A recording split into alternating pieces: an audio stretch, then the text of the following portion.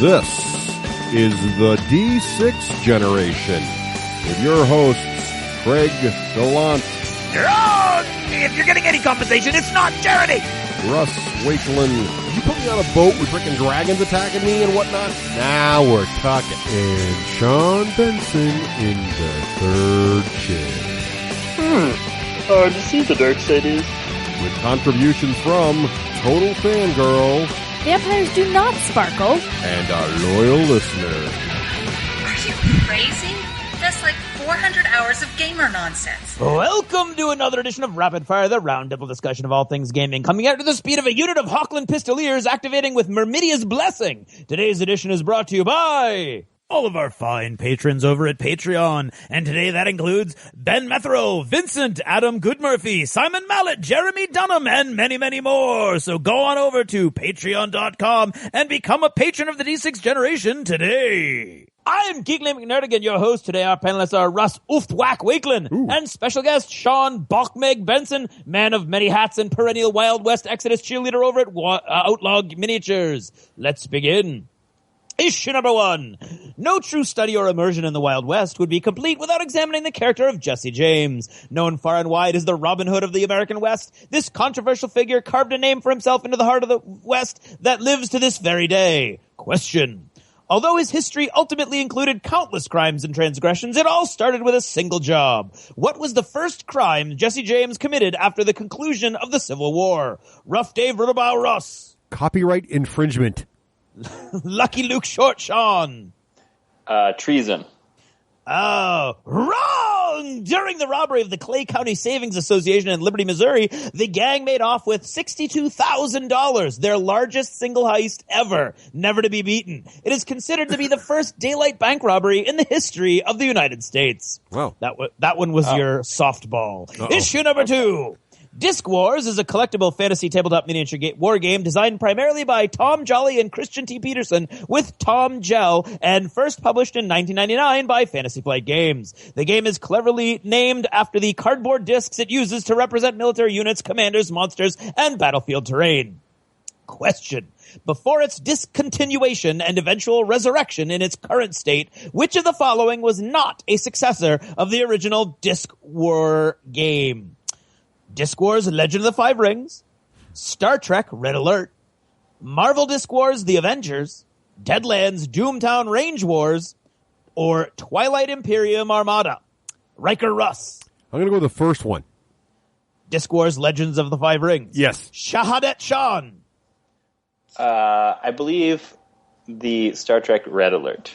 That would be wrong on both counts. Marvel Disc Wars, The Avengers, is a television anime series produced by Walt Disney Japan and based on the Marvel Comics universe about a series of devices called Digital Identity Securement Discs, kits, or discs designed to detain supervillains.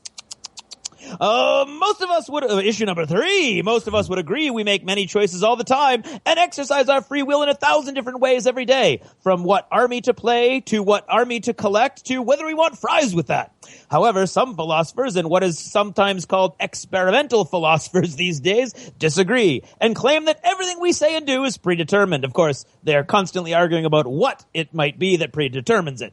Question. A recent study is being touted as proof that free will is an illusion, as these same experimental philosophers conducted brain scans of subjects while they made what kinds of important decisions? Rene Descartes Russ. I knew you were going to ask that question. It was Destiny.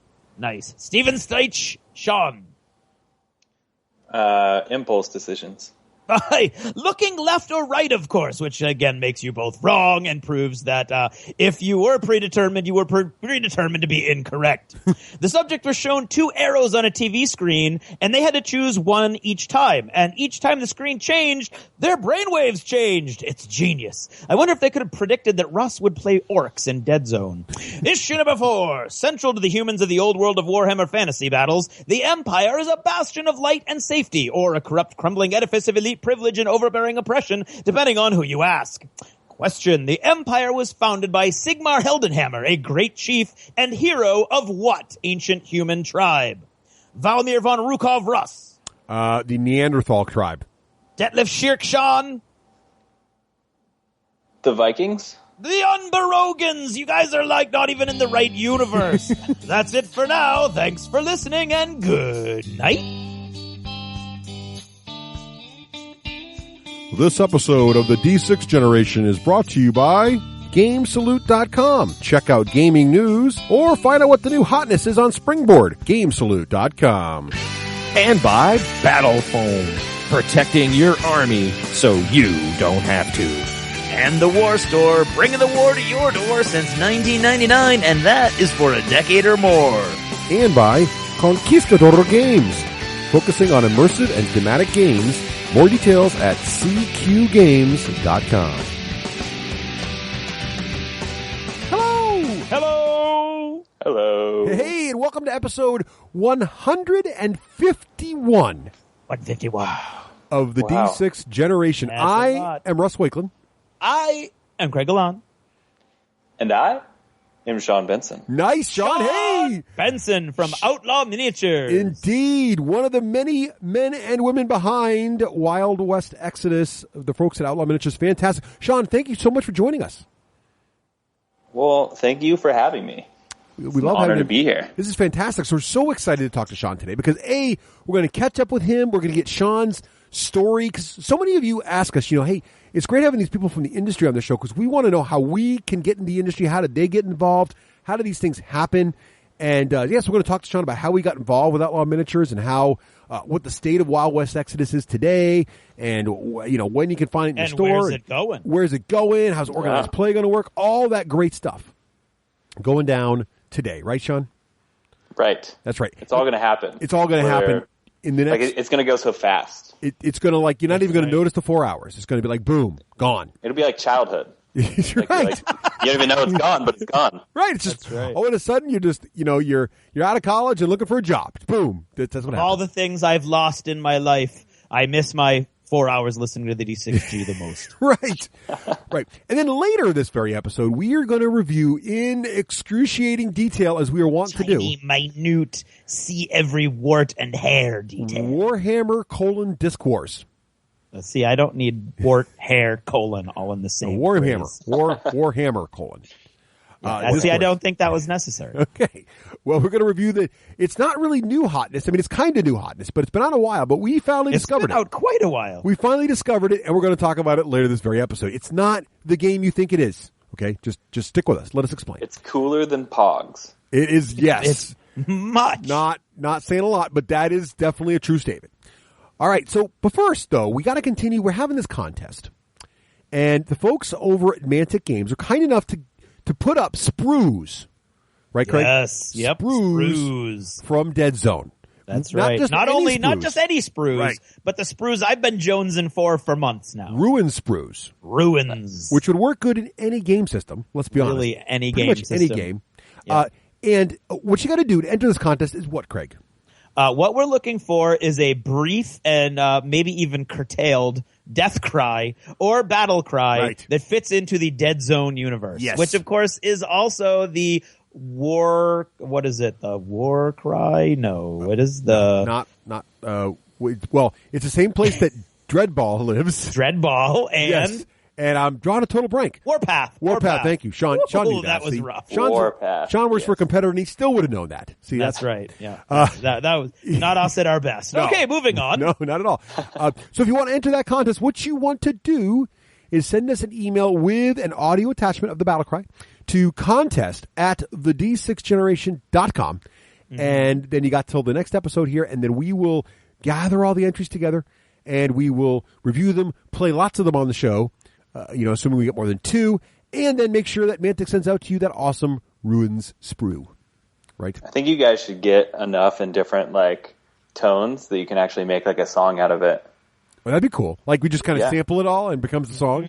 Yeah, exactly. Or have you seen the Brian Williams where they take pieces of his That things is he awesome. said Yes. to make hip hop delight and stuff like that? Oh, or that rappers is- delight. Sorry. That's the next contest. You just defined the next contest. That sounds like a lot of work to me, but I think our listeners would love to do that. Yeah, take all the war cries, make a Yes. song. Ooh, okay. All right.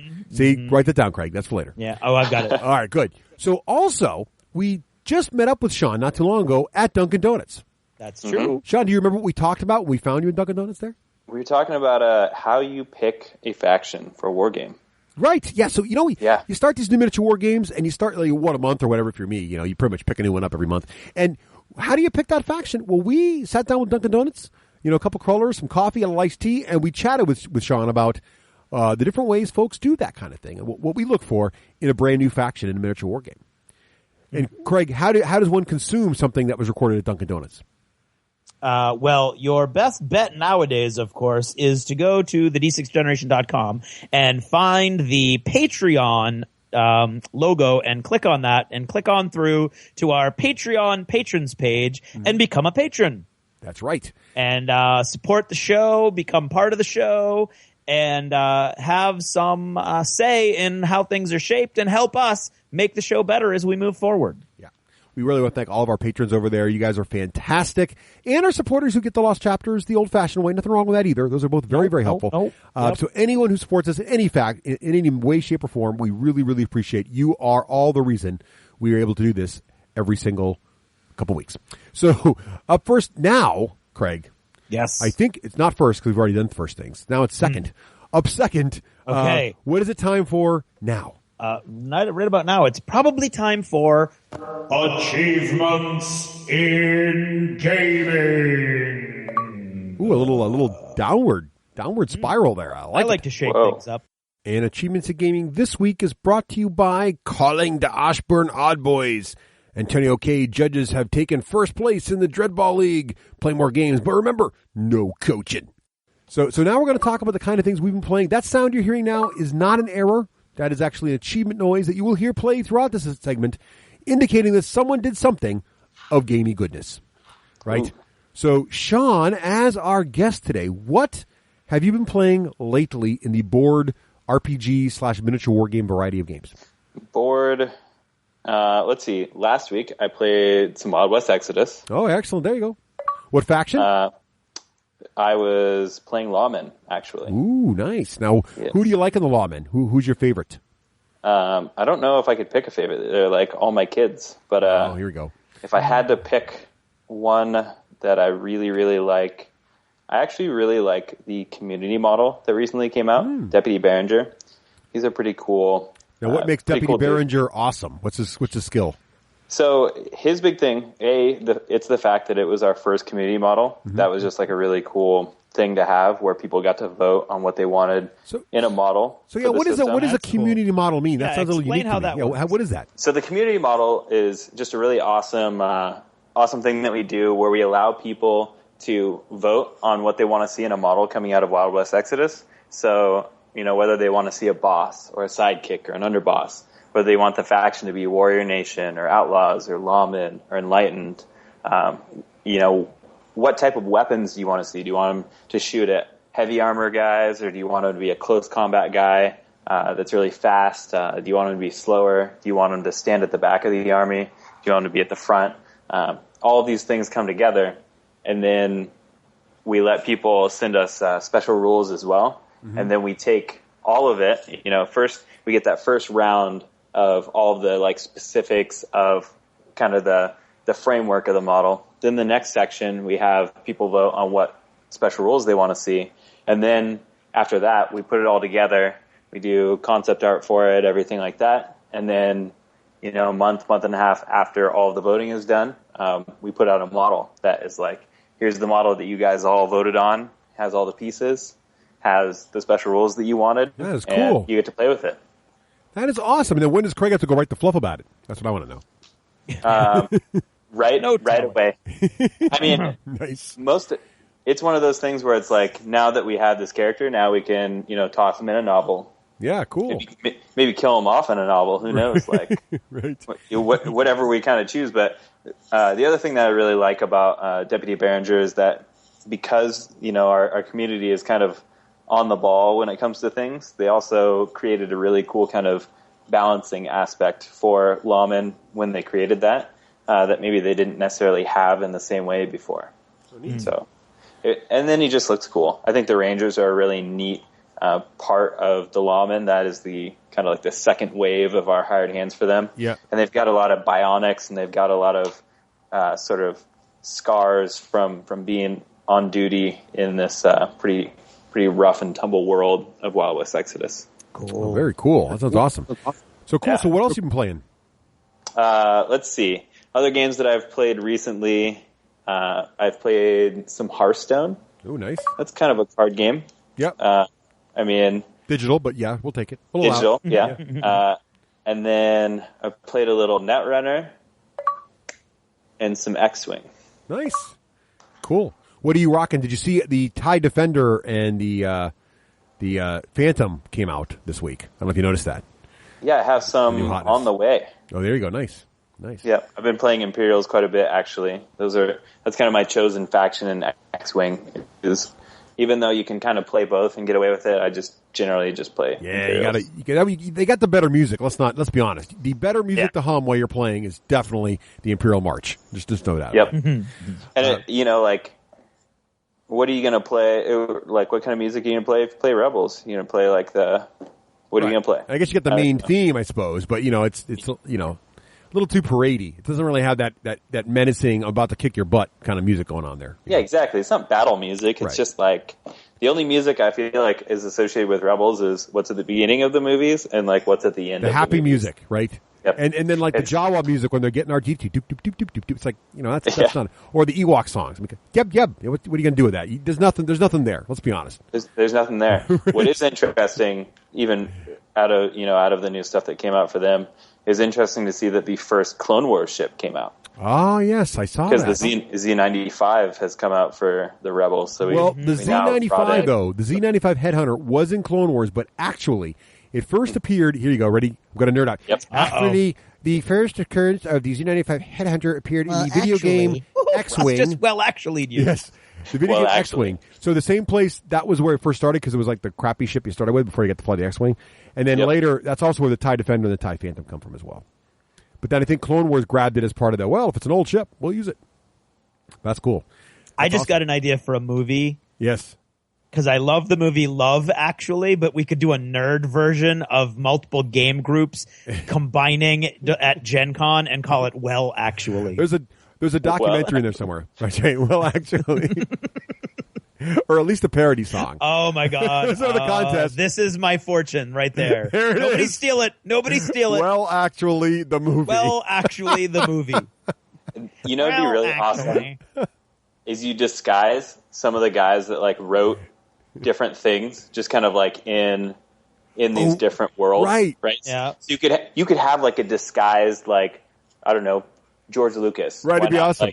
Like he's just in there, but you don't, like, you obviously, like, you look at him and it does not look like him, or you have somebody, I don't know, you could have J.J. Abrams, you could have different guys that are just like involved, and then they're like, well, actually, and then somebody straight up is like, no, blah, blah, blah. And like, then well, actually, I'm George Lucas. Actually, I'm George. So you also have it kind of like undercover bosses. Well, then you just level it up. Or like Jimmy Fallon does that with sports professionals because nobody recognizes them out of uniform. Right. And he has like New York players go up to people in Central Park. He's like, hey, what do you think about this guy? And they're like, oh, that guy sucked. I hate him. Yeah, I hate him. Do you recognize this picture? And he holds up a picture of himself. And like, oh, my God, you're so cool. It's very funny to watch. So we could do that. All right. But I don't think that's the same thing as Well, Actually. Well, Actually is a different thing completely. All right. Nice. Not that that's not a cool idea. Well, I'm just thinking you just blend it all together. Yeah, it's just like this terrible like firestorm of so many things going on. There's something there. There's at least a segment for the show, the Actually segment. There's a spark. There's something there. All right, Craig, what have you been playing lately? I've been playing Luchador, and yes, it's Luchador. I know. Stop emailing me. Okay, moving on. Last week I got my first game, my first one-on-one games of Luchador. Because it was so popular the first day we broke it out 2 weeks ago that we didn't get a single 1-versus-1 game in. And it is a fast, brutal game 1-on-1. Because there's no tapping out to heal. Right. So you're just like grinding each other down, even though you start with a few more points. What's that? Is it just as appealing 1-on-1 or does it it is. like it totally is. It's actually a faster, more furious game. All right. It's a lot of fun. So last week I played a lot of that 1-on-1 and then played some more 2-on-2 also. Mm-hmm. Yep. Played Diskwars versus Russ. There you go. played something, and I have no idea what it was. Well, thank you for mentioning it. I have been That's valuable. racking my brain all day, and I honestly cannot. I know for a fact I got there early. I know. Oh, I did a teaching game. That's it. Ta-da! I did a teaching game with Ian of Dead Zone. Oh, there you go. I believe that's what. Yeah, that's what I did. Yeah, there we go. Did he like Dead Zone? Yeah, he liked it a lot, actually, and to the point where he tried, or at least sort of tried, or put the offer out there. They're starting a Necromunda League, or a campaign, and he put the offer out there to make it Dead Zone instead of Necromunda. But for some reason, I will never understand, giving the crappiness of the Necromunda campaign rules and the funky silliness of the models involved, why they want to do that instead. But that's what they did. But yeah, right out of the blue, I did. So I got to use all my cool terrain, and I played the Plague, and he played my Rebels, and he did quite well. He did quite well. Very good. So then yesterday... So I mentioned to our friend Will, of course, of Urban Lasercraft, that everybody was talking about making 3D wrestling rings for Luchador. And he said, I think I could do that. And he decided to put one together with, I think it's got titanium corner posts and silver ropes. I don't know.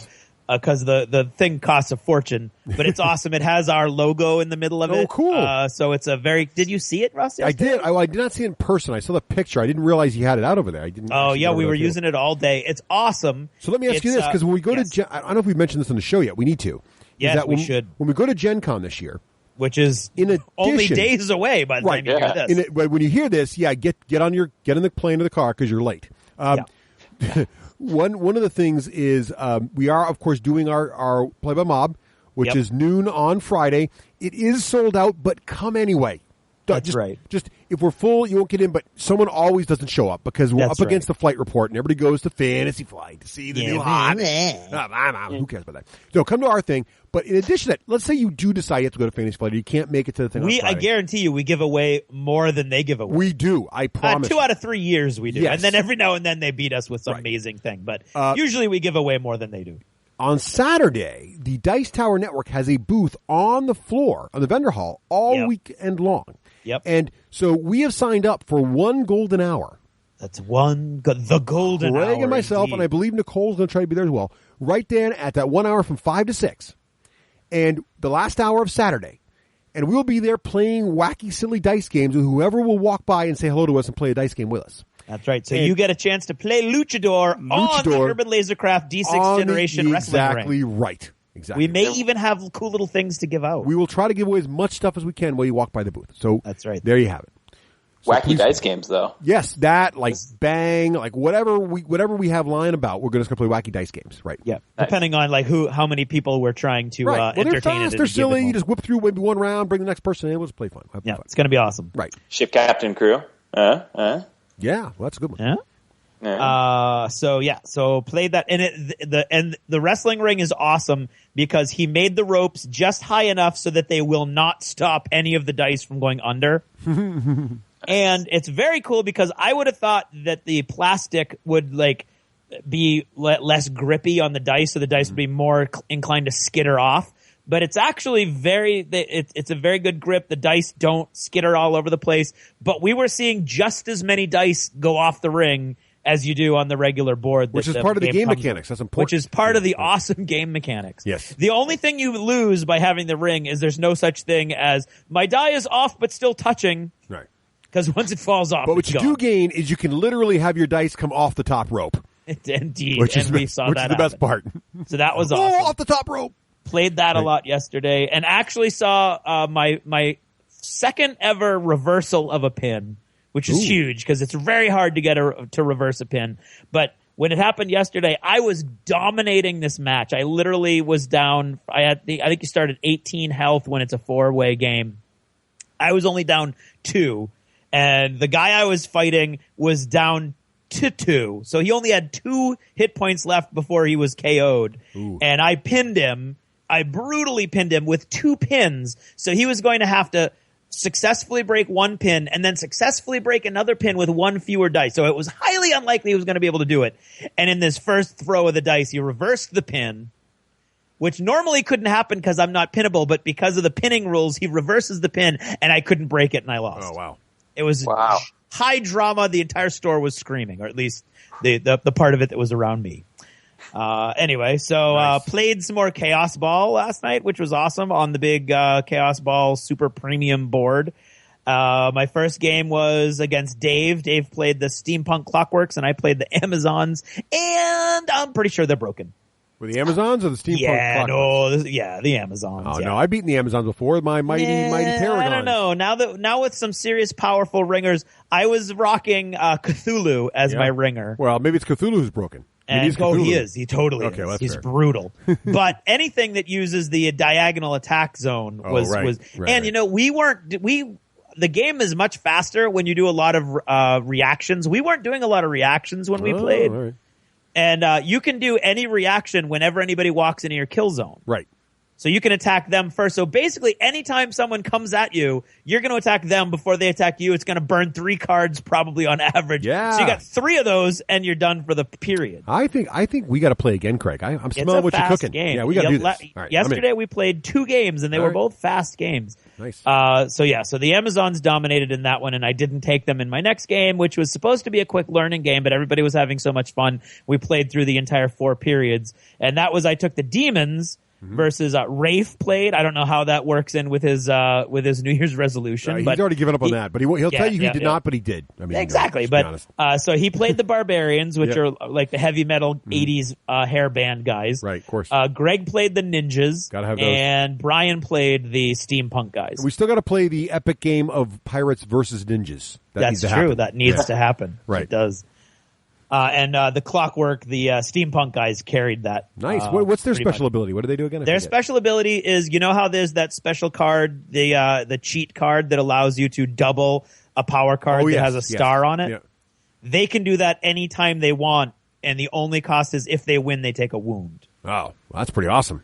And so that's ridiculously awesome. The Ninja's special ability is awesome. If they use the same power card you use, they win automatically, even if it's a dead card. Yeah, because they're sneaky. Not only that, but there's a cheat card that makes you play your power card face up. And I believe the Samurai's ability counteracts there's like a weird dynamic between ninjas and samurais. It doesn't counteract it. It's the Samurai's ability is they earn a point. They get to announce their card when they put it face down. Right. And it can be true or it can be a lie. Right. If it's true, they earn a point. Right. So every time the samurai plays a card, he's going to say what it is. Whether or not he's being honest is your question. And the ninja then has to think, card. "Oh my God, is he being truthful or is he lying? Because I have that card." So there's all kinds of mind melding nonsense going on for that. So that's an awesome matchup that I don't want to be a part of, but I want to watch. Like for instance, I want to watch Christian and Dave play that. Yeah, that'd be awesome. With the samurai and the ninjas. Yes. And then I ended the night with more 4-way luchador, There you go. Which is there's far worse ways to spend your night. Yeah, there you go. And that's my gaming. What about you, Russ? Well, so played a lot of Diskwars. We'll talk more about Diskwars later, but I played my Orcs versus Chuck twice. Then I played Chaos versus Craig once in a learning game, but then I played a big old double regiment Chaos versus Chuck again. Chuck was playing the High Elves. Oh, did you do that yesterday? Yes. And, cool. I'm acquitting myself quite well with the chargy, assaulty armies. But much like a miniature war game, the chargy assaulty armies are more straightforward to play and kind of get your head around than the not so chargy assaulty armies. So, but the shooty from the High Elves is darn scary. I'm just saying. But the Bloodthirster is as he should be. He is awesome. I had the point in the game, which was if you played the miniature war game Warhammer Fantasy Battles, you have seen this face. It's a quotable face. You can tell any Warhammer Fantasy Battle player the face you get when you're looking down at a Bloodthirster in your backfield and have no way to kill it, and you're watching it eat your entire army. That face also occurs in Diskwars, which tells me they have perfectly replicated Warhammer Fantasy Battles with a bunch or at of least discs. that element of it. Right. So he had that face. It was pretty good being on my side of the table at that point. Very nice. Also played Descent. We are now getting very far into the depths of the Descent campaign. We are exactly 2 encounters away from finishing yet another Descent campaign. We're in the final throes. I have still not won since that one win I had early in the campaign. sadly. But having an absolute blast and lots of Swedish fish have been consumed. So good times indeed for that. Played a really cool. The scenario was really cool. It had these like scales in either room, and there was these weights the heroes had to carry back and forth and get the right amount of weight on both scales to be in balance. And meanwhile, the lieutenant could run around shattering the weights. It was pretty neat. The scenarios are really cool in this campaign. And finally, played an old game called Arctic Scavengers. So this game, Jeremy introduced it to us, and Jeremy the cosplayer, not Jeremy Turner. Right. Not the Sherpa. Not the Sherpa. And this is an old deck building game. But what makes it, and it's sort of in the vein of Dominion in that it's a deck building game, but what makes it cool is the theme and the player interaction. So this game, it's post-apocalyptic Antarctica, which, I don't know if you're actually in the Arctic or the Antarctic, or if it's just the entire world is frozen and you're new in Ice Age. I'm not sure what, but basically it's Ice Age time. And you're drafting different survivor, but you each play a wacky character. Like I played the Butcher, and his thing was he could kill any of his own people and sell their organs for food and medicine. So, it's like that kind of post-apocalyptic craziness. But then you use that to recruit new guys. So I had like a Laura Croft-esque, a couple of folks who are my scouts. And then you get like thugs and gangers, and you get grenades and, all kinds of different gear. But what's cool about it is it's like this. There's very much like cards you play that screw another player. So like when they play a card to go scavenging a bonus, like imagine like a Dominion when I'm going to play these 4 cards to get money. Well, this game's kind of the same thing. I'm going to play these 4 cards to go hunting for food. Oh, that's fine. While you're doing that, I'm going to play a sniper and kill one of the guys that is hunting now. So now you're down 3 points, and the card you wanted to buy, you can't afford anymore. Take that. So it's got that nice little twist, screw your neighbor element that I like so much. So Arctic Scavengers, it is an older game by Rio Grande Games, but a lot of fun. I'd never played it before. It was good deck building. Oh, cool. So that's what I've been playing. What about modeling? Sean, have you been doing any modeling lately? I actually just painted the other night. That was really good. What'd you paint? I was putting in a little bit more time on my sitting bull for my Warrior Nation army for Exodus. So I was sitting there and just kind of working on my blending and getting all of the abs looking good and all of the musculature, because there's a lot of like really taut, muscular sort of features to him. So I was just trying to he's an awesome model. Get it look really smooth. Now, how long really well shaded. How long do you spend on a centerpiece model like that? It definitely depends, but I would say that this one so far, I have spent. I think I've spent roughly 6 hours on it so far. All right, that's a lot. Not that much. That's not too bad for a model that quality. Now, are you close to being done? Are you about halfway done? Where are you now? I would say I'm about 2/3 of the way done. Okay. So cool. So probably about 12 hours of paint there that's coming at you, or 9 or 10, depending on. And I still have the base to do. That's probably like the biggest part. Yeah. So once I get that done. Now, are you on the Twitter? Do you tweet this so we can take pictures or see pictures? Oh, definitely. I mean, I put it on the Wild West Exodus Facebook whenever I kind of get stuff going, because we're doing kind of like a summer little painting challenge as part of the community. So just helping motivate people and then staying motivated myself is all. Very cool. Very cool. Yeah. Okay. I finished my the teams, the Chaos Ball teams I was working on. So the Ninjas, the Samurai, and the Barbarians all have been done in the last 2 weeks. I finished the last 2 ringers of that group. So Gangsta Z and the Bruce Lee ringer are now done. And I just based and primed the last 4 teams, Vamps, Ogres, Trolls, and Goblins, which are curiously the only 4 that no one in our group showed any interest in. That's why they were the last.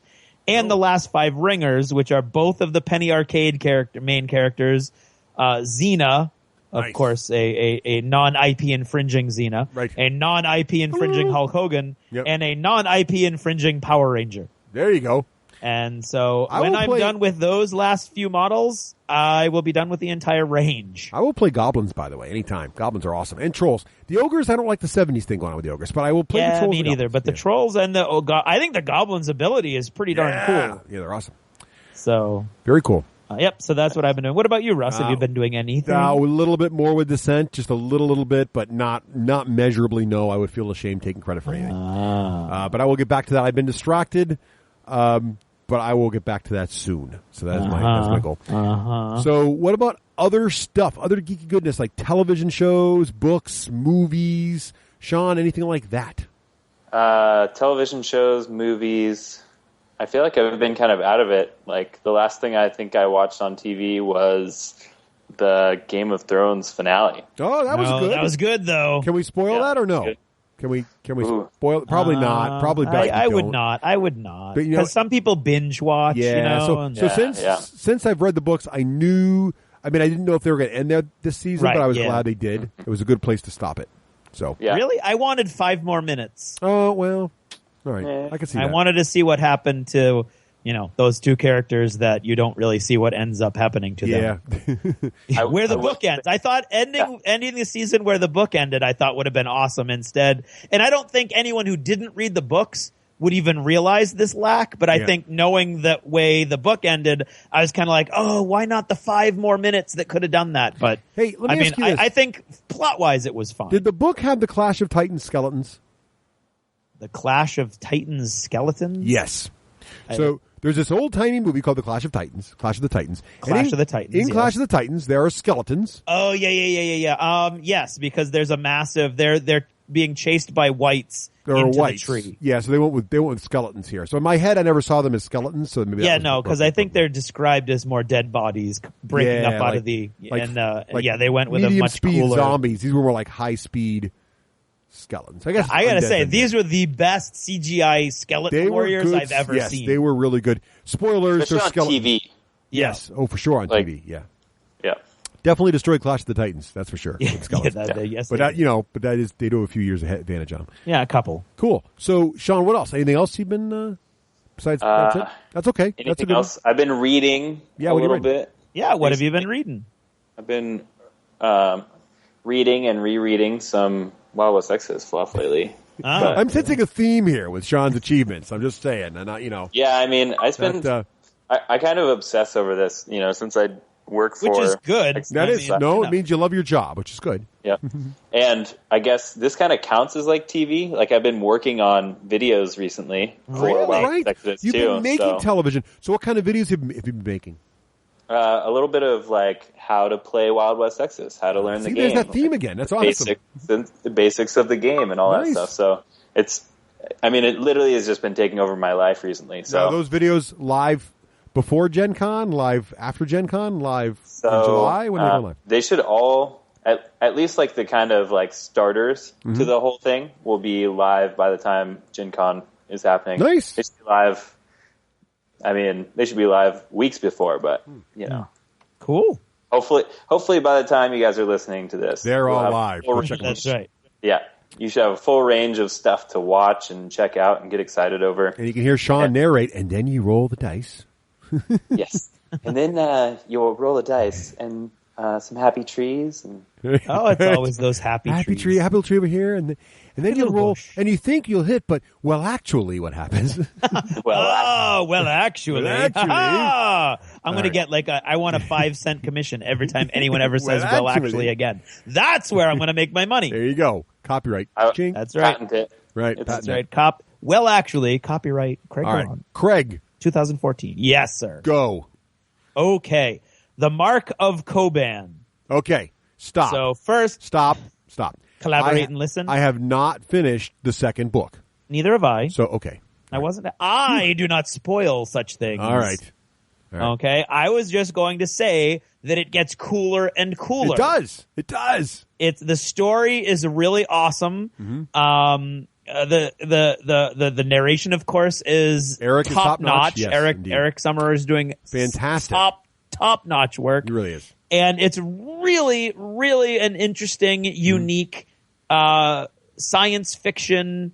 I mean, it's hard science fiction. There's no doubt about it. And yet at the same time, it's this unique sort of story that I've never seen done before. You know what I really like about his technique too? I mean, there's one niggly little bit that I'm going to talk about in a second. But what I like about what he does is he does a great job because there's large amounts of time passing in this story. It's very much trying to be an epic saga, but he does a great job of zooming into the micro level and telling a small short story that sort of illustrates how the bigger, it's like an example of what's happening everywhere else at the same time. Yeah. And then he sort of zooms back out to the macro scale and kind of makes you appreciate the whole thing. And then he zooms back into another, small scene that sort of sets the stage for how a particular invasion might be going on, and it zooms back out again, and you get so he's really good at that sort of conveying that sense of epicness, but at the same time doing it with small stories. We get to know the characters and appreciate what they're going through. Yeah, and every minute I spend listening to Eric narrate Mark of Koban, it is a heavier and heavier mark against the original book's narration, and somebody needs to fix that because you're going to lose listeners. Yeah, you got to get Eric. You're going to lose readers. Pay Eric whatever he will take to re-narrate the first Koban book. And it's been done. We've seen it done. You know, we've done it. Well, actually, did you hear this? They've screwed up. I have not read it yet, but the fourth book in the Expanse series is out. Uh-oh. And all the reviews on Audible are smashing it because they changed narrators. No. Yes. Uh-oh. They changed narrators. You can't do that when they're doing a good job. Unless the narrator sucks, never change the narrator because it throws you out of the whole thing. It's just awful. So I'm really Song of Ice and Fire did the same thing. I know, and so did the First Law series. Yeah. I really am bummed about this because I was so psyched for that, and I have not downloaded it exactly because of that because I know I'm going to be disappointed when I do. Oh, you got to be kidding me. I know. So don't do that. It's like a whole people. different book. Don't, unless the narrator passes away or something happens. Just don't do that. Yeah. It's just not right. Oh, that's. Let the guy finishes epics. Because that's my next statement. Yeah, I know. But anyway, sorry. Go ahead. But I saw that. Okay. Sorry. My bad. Now, Russ, how would you get Mark of Koban, or if you really wanted to, James S.A. Corey's Cibola Burn? What you want to do is go to the D6 Generation and click on the Audible link on the right-hand side, because what happens there is you get a free Audible credit, which is yours to keep, and when you spend that Audible credit, you get a free audio book, which is also yours to keep forever. You'll also get 30 days of free Audible membership. Now, you can cancel that membership anytime, pay nothing, get out of the deal, but you still keep your free audio book. So why not go do that? You support the show while you do it. But the better part is you will meet with the awesome wonder that is Audible. And for those 30 days, not only do you get a free book, but you get access to all the cool Audible deals all the time. And there's a massive sale going on, summer sale going on right now. Yes, there's always a summer sale. You can get books that are like normally $20, $30, $40 audio books for like $5, $10, $15. It is just crazy good. Plus, you get that if you do subscribe for a small fee a month, you can decide how much you're going to have, whether 1 credit or 2 credits a month. And it's like Christmas when you get that little email. You've got a new audio credit. It's like, yes, and you go run off and get your book. So fantastic stuff. I really love my Audible. It keeps me sane in my morning commute. It absolutely does. I have a 45-minute commute each way, and it just keeps me. Actually, look forward to the car. I'll say I'm a little nervous because during the summer when I don't have a commute and I do all my work from home, I do all my listening as I mow the lawn. Mm-hmm. And Reese is now old enough. He mows the lawn with me. He rides on my lap. And so, which is awesome from a father-son bonding perspective, and I love doing that with him. But I'm going to be missing my my listening. Your audio time. That's like your man time. I don't know what I'm going to do. I mean, it's going to take forever to. Running though. Well, I listen when I'm running, so that's a good hour. You'll lose more weight. Day. Just keep running. Just there run, you go. Run. There you go. I will. I've already changed my my route so that I'll run longer. But yeah. So anyway. So yes, Mark of Koban is really, really cool. You can see kind of where it's going now, which is awesome, and I'm really enjoying it. I still have like 3 hours left, so I'm not done either. James S.A. Corey. Now, of course, these are the two guys, one of which is George R.R. Martin's assistant, one of his assistants. And you can tell that he may have learned many things from George R.R. Martin, but one of them was not work ethic. Because James S.A. Corey, the writing team, cranks out a novel a year. Yes. Which is awesome. Not only that, they crank out a novel a year with a short story that comes out 6 months before the novel comes out. Mm-hmm. And it always kind of like fleshes in a little part of the universe or looks closely at a secondary character. Well, Cibola Burn, the one that we just mentioned, which has a new narrator, and I'm so disappointed I can't even talk about it right now. The short story that goes with that is called The Churn. And you can get the short stories on Audible for like $2.99, which is awesome. I don't listen to them. I put it on my Kindle. Yeah. And the short story, The Churn, is the first short story they've done, which is actually the origin story of one of the main characters, which is awesome. Mm-hmm. And if you love the original 3 Expanse novels. You need to go read and or listen to, although it's probably the same narrator as the new book, so I don't know if you want to do that. But The Churn, it's a really cool story, and you can't don't read anything. Don't read any blurbs or reviews or anything, because they tell you which character it is. The story itself doesn't tell you until the last page. Oh, right. So you don't realize who this person is until the last page, and then you're like, oh my God, that makes so much sense. Yeah. But it's awesome. So I really enjoyed that a lot.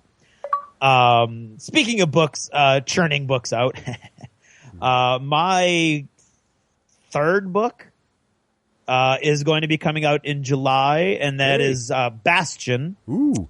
By, of course, Winged Hussar Publishing, working in conjunction with Outlaw Miniatures. And that is actually a prequel to the entire Wild West Exodus game. Ooh. Mm-hmm. And introduces the Holy Order of Man, which is the whole new faction that's going to be introduced at Gen Con. So hopefully fully available at Gen Con, and you'll meet a bunch of the characters that appear in the army, but you'll meet them 20 years before they appear in the army. So many of them will be younger in the book. Many of them will not be quite as high in the ranks as they are. You'll also meet in the book, you meet a lot of the characters from Wild West Exodus, but again, 20 years before the actual main timeline of the game. So nice. It was a lot of fun to write. It's been done for about a month and a half now. And so hopefully it'll be coming out in July. So that's super exciting for me, because that's actually, that book is probably, of the three I've written so far, that one's the most me, if you know what I'm saying. Cool. Nice. So that's super exciting. As far as my phone goes, I'm still playing Tales of Honor: The Secret Fleet. I love that you're playing a video game. This is amazing. I'm loving it. Well, how can you not? It's Honor Harrington. It is. And all I have to say is, all hail Her Majesty's light cruiser, the HMS Courageous. Because once you get through the first sector, you get a new ship.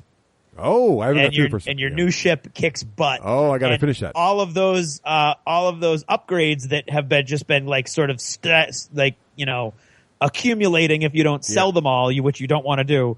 You've got now places to plug them all in. Of course, you're like crying for conduit at that point. But and then the bad guys are more intense. And have you played any of the live events, Russ? I have, yes. Brutal. Yeah, I got through the first. So I am at. Have you gotten to the reference of where you are in the timeline of the story yet? Yes, I have. Don't spoil it. I will not. Yeah, but it's awesome because it does tie directly into the first book. Or a book. We're not even spoiling Station. it. Some book. So you just spoil it. If it's the first book, now it's okay. Now you spoiled it. It's not spoiled. Spoiler. It's not spoiled because we had a conversation the other day where actually we had a conversation the other day which is something that you guys have all heard. It was with the Patreon sponsor patrons, and we talked about the pods and how come there are no pods, and there are going to be no pods because the timeline is the first book of the series. So there were no missile pods at that point in the book in the storyline. But anyway, it's awesome. I'm loving it.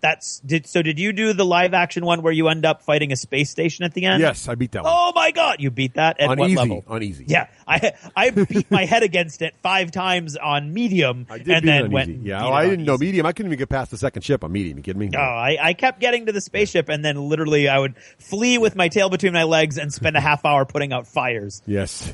So I'm loving that. I think that it's is fun. Evergreen Studios has done such a good job with that. And you don't have to pay any money, although I'm starting to feel guilty that I'm getting so much fun and enjoyment out of it, and I might just buy some money or something. Throw them a couple bucks. You can spend $5 and get a bunch of metal or something like that to build stuff. Yep. So I'm loving that.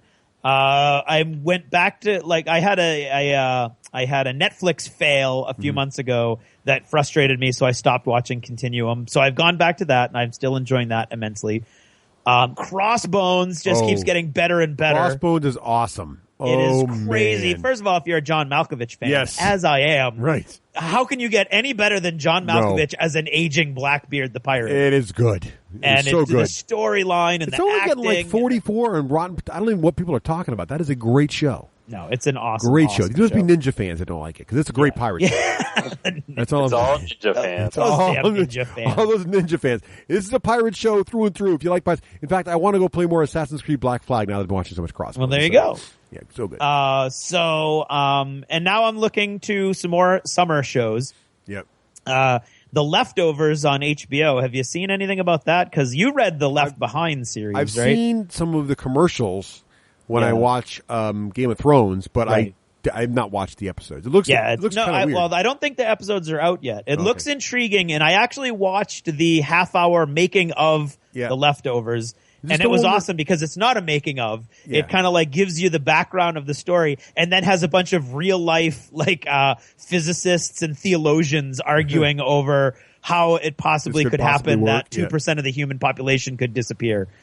And you learn about there's like one character, the original new Doctor Who, what's his name, Eccleston or Eccleston David Tennant or no, Eccleston. not Eccleston. him. Yeah, Eccleston. Yep. So he plays a bishop who denies that it's the rapture because he wasn't taken. And so his reaction to what's happened is he starts investigating the people who disappeared and has a website proving how bad they are. Wow. So he's like, this guy could not have been taken up in the rapture because he was a corrupt politician. And so all kinds of cool, funny stuff. And then the last one is have you seen any of the previews or the trailers or anything for The Last Ship on TNT? I'm not. Adam Baldwin. There you go. Baldwin is back. And basically it's this U.S. destroyer had a top secret mission. So they were radio silence for 4 months in Antarctica. They were down doing whatnot. And when they emerge, there's been a massive pandemic and most of the humanity has been wiped out. Wow. And they're like, wow, like the whole Navy's been wiped out. Oh, I like, did see this. So, like, they're the only ship on the like the only civilization on the planet, kind of thing. well, they're not so much the only civilization because they basically have their top secret mission was. Oh my God, something is happening. We're not going to tell you what it is, but we're going to give you some scientists and send you down to Antarctica, and they know what to do.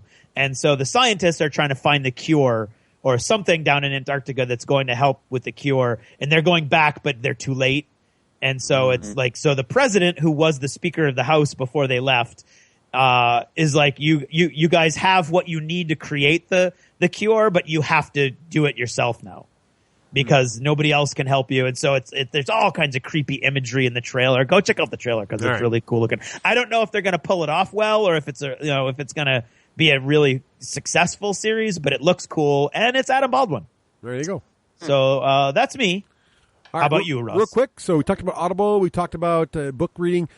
I did see How to Train Your Dragon 2 this week with my children. I saw that also. What did you think? I enjoyed it. I fell asleep. Well, actually, Nicole fell asleep too, but the girls and I both liked it. All liked it. Okay. They loved it. My oldest daughter is a huge dragon fan, so she would like anything with dragons in it pretty much. But it was actually, I thought it was pretty good. And even the romantic scene was touching. The reunion scene was touching. But anyway, good movie. If you like dragons, great film. I fell asleep. Okay. Orphan Black. Your mileage may vary. Have you got all the way to the end of Orphan Black? No, I haven't. I've got 2 episodes what a left. great season finale for season 2. Oh, yes. Yes, indeed. Fantastic stuff. And Because I have to admit, when Max Headroom had his moment, I kind of lost interest. oh no, it's awesome. It gets better. Yeah? Okay. Allison is Okay. fantastic. Yeah, you got to follow. Allison and her husband are so good after that whole scene. Okay. So because I didn't see that coming. I'm gonna watch it. I was like, spoil it. oh my God, that just happened is what when Yes. you're talking about. And then it just gets even better, which is great. Okay. And so this is interesting. So I'm leaving this for other, but basically we've had a couple people reach out now in our gaming group and are like, "Hey, my kids are getting interested in gaming." Yeah. So we're going to try. We're going to try doing like a D6 plus 1 generation thing here. We're going to try we're going to try getting a kids gaming night together for like 9 to 13-year-olds or whatever, and see if we can get them together and start playing some kind of games, miniature games or something. So I'm going to try this out. I will let you guys know how this goes. Yeah, there may be a segment in this if it's really successful or really a failure. There's something here to be learned. I've never done this kind of thing. I mean, I've obviously played miniature games with my daughter by herself, but we haven't tried to set up a kids league. I'm sure there are all kinds of pitfalls that we are going to fall into as we do this. Right. But we'll let you know. I'll keep you up to date here as this whole thing progresses. So there you have it. All We right. can call it D3 generation. Oh, yeah, D3, yeah, there you go. So we'll see what happens. So we go. So is that achievements? That's achievements. The D6 generation. Not as smart as Yoda, but not as dumb as Jar Jar Binks. Wise, the announcer is. Harrow. Hey, and now it's time to talk about our friends at BattleFoam.com.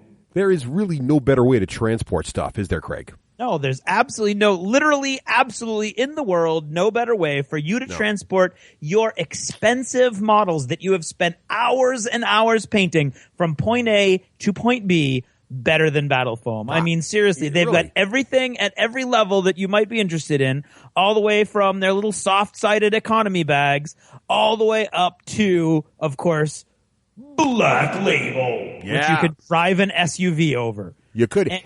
Craziness. Yeah, and I was excited to get my, as I've mentioned several times in the show now, my BattleFoam XL bag with the Molly strips in the side there. And Craig, we know how to pronounce it now. Molly. Molly.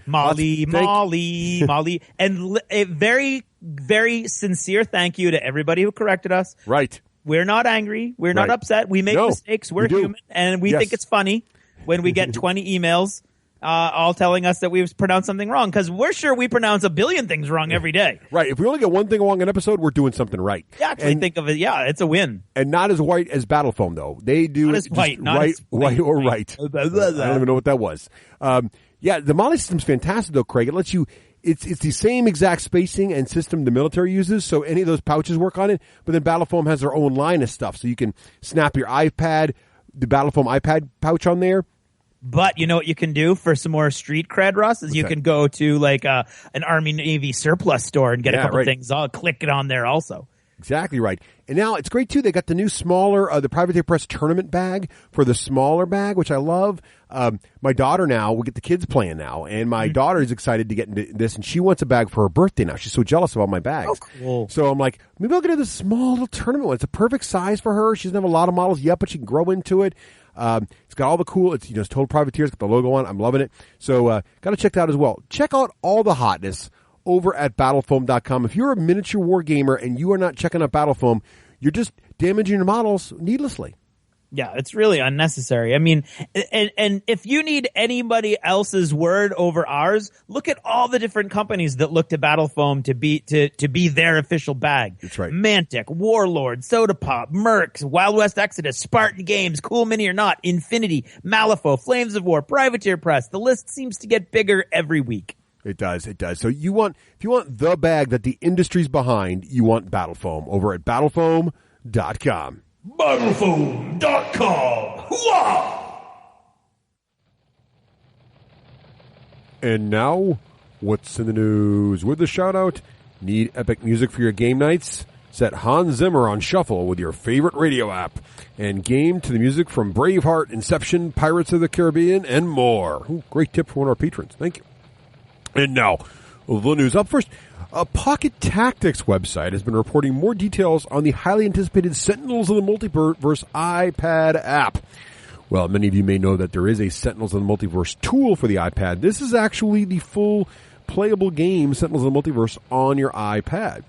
The excitement around this is they've got some nice video there showing off the environments. And so it's got a lot of great graphics, a little 3D engine going on there showing off the beautiful jungle environments there, the primeval environment to fight in for Sentinels of the Multiverse.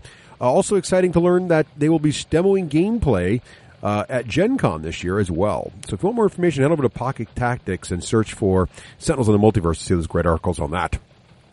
In other news, Stronghold Games has announced their Q3 and Q4 release schedule. Some of the exciting things on Q3, including Among the Stars, slated to hit the streets on August 27th. Diamonds, scheduled to hit the streets also on August 27th. Space Cadets expansion, Dice Duel, Die Fighter. September 10th coming out. Also in September, Primax and Among the Stars Ambassadors expansion. So lots of hotness coming out from Stronghold Games over the next couple of months as well. And I'm sure you'll see some of these things at Gen Con. Other big news this week marks the announcement of yet another Kickstarter. This one is from our friends at Mantic Games. We talked about it last episode. This will be the Dungeon Saga Kickstarter. This is going to be, what's interesting about this is a couple of articles over on the Mantic blog about it's going to set apart their dungeon crawler from other dungeon crawlers, including the fact that it's going to be much more affordable. It's going to leverage the existing Mantic line, of course, with some new models as well you can get into. And a different angle than some of the other dungeon crawlers. So check that out as well. And that Kickstarter will be going live by the time you hear this show. It should be live any day. So keep an eye on Kickstarter if you're a Mantic fan. There's, of course, lots more news coming out post-Gen Con, so kind of a short news recap here. Plus, Wakeland's been on a vacation in Europe and kind of out of the loop. Yeah, sorry about that. So, Wakeland, can you go over here? You'd have to do your app of the ep. Oh, okay, sure. Hang on.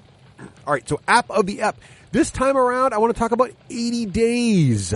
So what is 80 days? Well, first of all, it has been highlighted on the App Store for iOS. I don't think it's on Android, but you can check.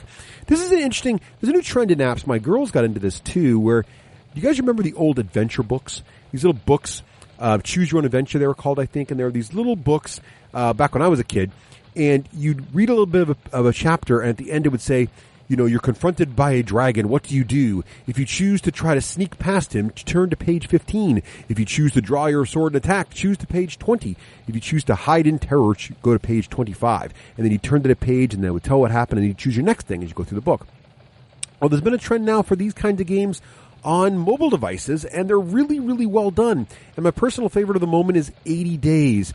This is based on the Jules Verne book, Around the World in 80 Days. And you play Phineas's sidekick here, his little companion, as you try to help your master get around the world and win his bet in 80 days. Great graphics, really compelling story, but mostly it's kind of like reading a little story on your device with, though, quite a bit of interaction. And while you're choosing what to do, whether or not you confront the situation, try to sneak around it or whatever, you also are building your character and building your relationship with your boss, Phineas, as well as building your relationship with your money and how well you're doing, and can you actually get around the world in 80 days and choose these various paths. It's highly replayable because the paths you choose and the way you decide to go around the world is really going to change the story quite a bit. Lots of cool steampunk Jules Verne stuff going on here. 1 minute you're on a train, and if you discover the secrets, you could actually figure out that a train actually has maglev technology, and maybe you can get the engineer to show you this cool technology and get your train to go faster.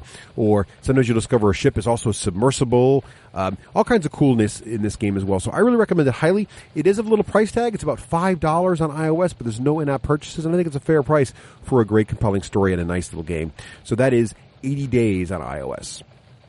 Thank you, Wakeland. And that's What's in the News.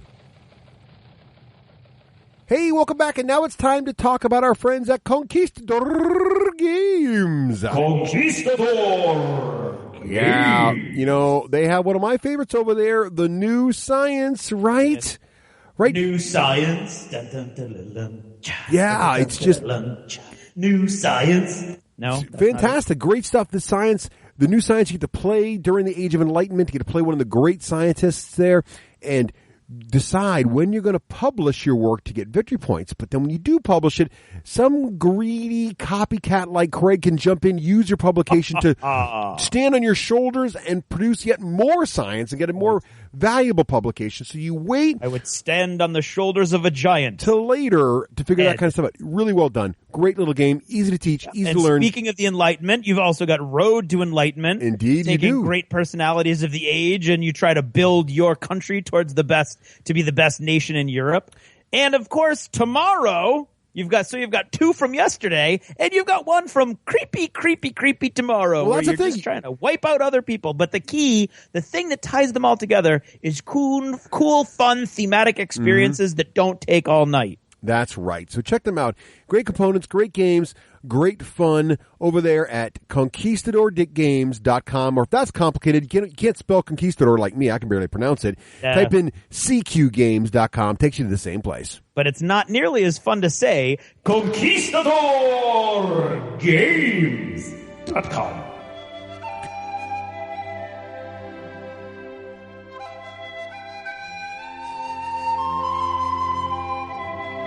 D6 generation. Not as good as Lord of the Rings, but better than The Hobbit. But The Hobbits has the lovely hobbitses. Smeagol, there is only one hobbits in the Hobbits. There are 1, 2... Ready, hobbits, in the Lord of the Rings. Hey, welcome back. And since we have Sean on the show, thanks for joining us again, Sean. We appreciate that. We thought, it'd be nice to talk about, how you get involved. Because people really, when we have guests in the industry on the show, people are always asking us, how did you get in the industry? How did you get that job? What do you do? I mean, what is a job in gaming like? Exactly. Yeah. Also, of course, while you got here, we're going to have to get the full skinny, the update, if you will, on where Wild West Exodus is right now, how you can get your grubby little mitts on it, and all that kind of good stuff. We want the meat and the potatoes. Now, Sean, as you may know, the very first question we always ask all of our first-time guests is the following. Are you now, or have you ever been, a gamer? Oh my gosh, of course I'm a gamer. I play games all the time. How did you get your start? Give us the Sean origin story as a gamer. Right. The origin story. I want to say I was 12 when this happened. Uh-oh. But both of my brothers actually, I have two older brothers, and they had both kind of like left the house, and they were off to college and stuff. They're a bit older than me. And I actually went down to the local game store, and that was kind of like, I think I was playing Pokemon cards at this point. Right. Like I just started playing Pokemon cards. A dabbler? But then I got introduced, like I would count that as like one type of gaming, but then I got introduced to Warhammer 40K. And that was like the beginning of the end. The miniature bug bit you. Yeah. And then the bug bit me, and I just started buying miniatures and playing miniature games. I played a lot of stuff too. Like, for someone that was, 13, 14, I was playing things like Confrontation and like getting my hands on those French miniatures and all that stuff. Oh, those French miniatures. Oh, yeah. That's awesome. Now, at the risk of carbon dating yourself, do you remember what version of 40K you first played? The very first version I played was 3. Third edition. Okay. Yes. Excellent. The dawn of the modern era. Yeah. Exactly. Yeah. That's when things kind of changed from a little bit more of like the RPG style to a little bit more of the like bite and go and play quickly. And yeah, right. Yeah. I mean, even though 40K is still a game that you want to take some time to play, it got shorter from it definitely did. Now, what were your favorite, were you complete hobbyist? And this is not a dig against anyone. A lot of gamers just like to assemble and play. Some gamers like to really, really paint and play in the game as sort of an afterthought. Where do you fall on the spectrum of miniature war gamers? I actually started being way more of a hobbyer. Yeah. So like when I first got into it, I just thought the models were really cool, and I made stuff out of models that probably was not allowed in the game. Yeah. Actually, I'm 100% sure that there was some things I did that just weren't allowed, but I did it anyway because I thought it was cool, and I was like, well, I'll just play it as this. Like, that'll work, right, guys? And sometimes that would work, and sometimes it wouldn't. But cool. Yeah, I was way more of a hobbyer, and then actually later on I became a little bit more of the like, I just want to like put miniatures together and like paint them. But that didn't necessarily stop me from being a good painter or hobbyer, because I still, even when I did it fast, was pretty good. Yeah, nice. And especially when I was like playing like tournament level gaming, I tended to do things a little bit more like I just need my list done and ready to play, and let's go. I don't want to like wait around. Nice. So did you have any favorite factions? What were your early ones that attracted you to the game? Probably the earliest one that really got me was actually orcs. Oh, good choice. See, this is a well-developed gamer here, Craig. That's orcs. right. Yeah. That's a man of distinction. Right. I played Speed Freaks. That was like my even first better. one. Yeah. That was one of my factions, too. So, like, See, put all the trucks together, and it was just, that was my thing. Man after my own orky heart. That's awesome. Wow. Well, and especially like, I needed to save money on stuff. Yeah. Because I was, a younger kid. So I would like mash together toys I had with like some of the 40K bits I had and made trucks out of like whatever. That's how orc players are. The best part about orcs is that you just, whatever you have around the house is an orc truck or vehicle of some kind. It just is. Exactly. Like it doesn't matter what it is, it can become a thing. Like I think someone got mad at me because I was playing them, and I was like, this is my Zap gun. And they're like, that's not a Zap gun. And I was like, yeah, it's my Zap gun. They're like, what did you make that out of? And I was like, an Atlantis toy. Like, because that Atlantis movie had just come out. And it was like something. And I was like, this is my Zap gun. You don't know? Like, look, it's clearly a Zap gun. Right.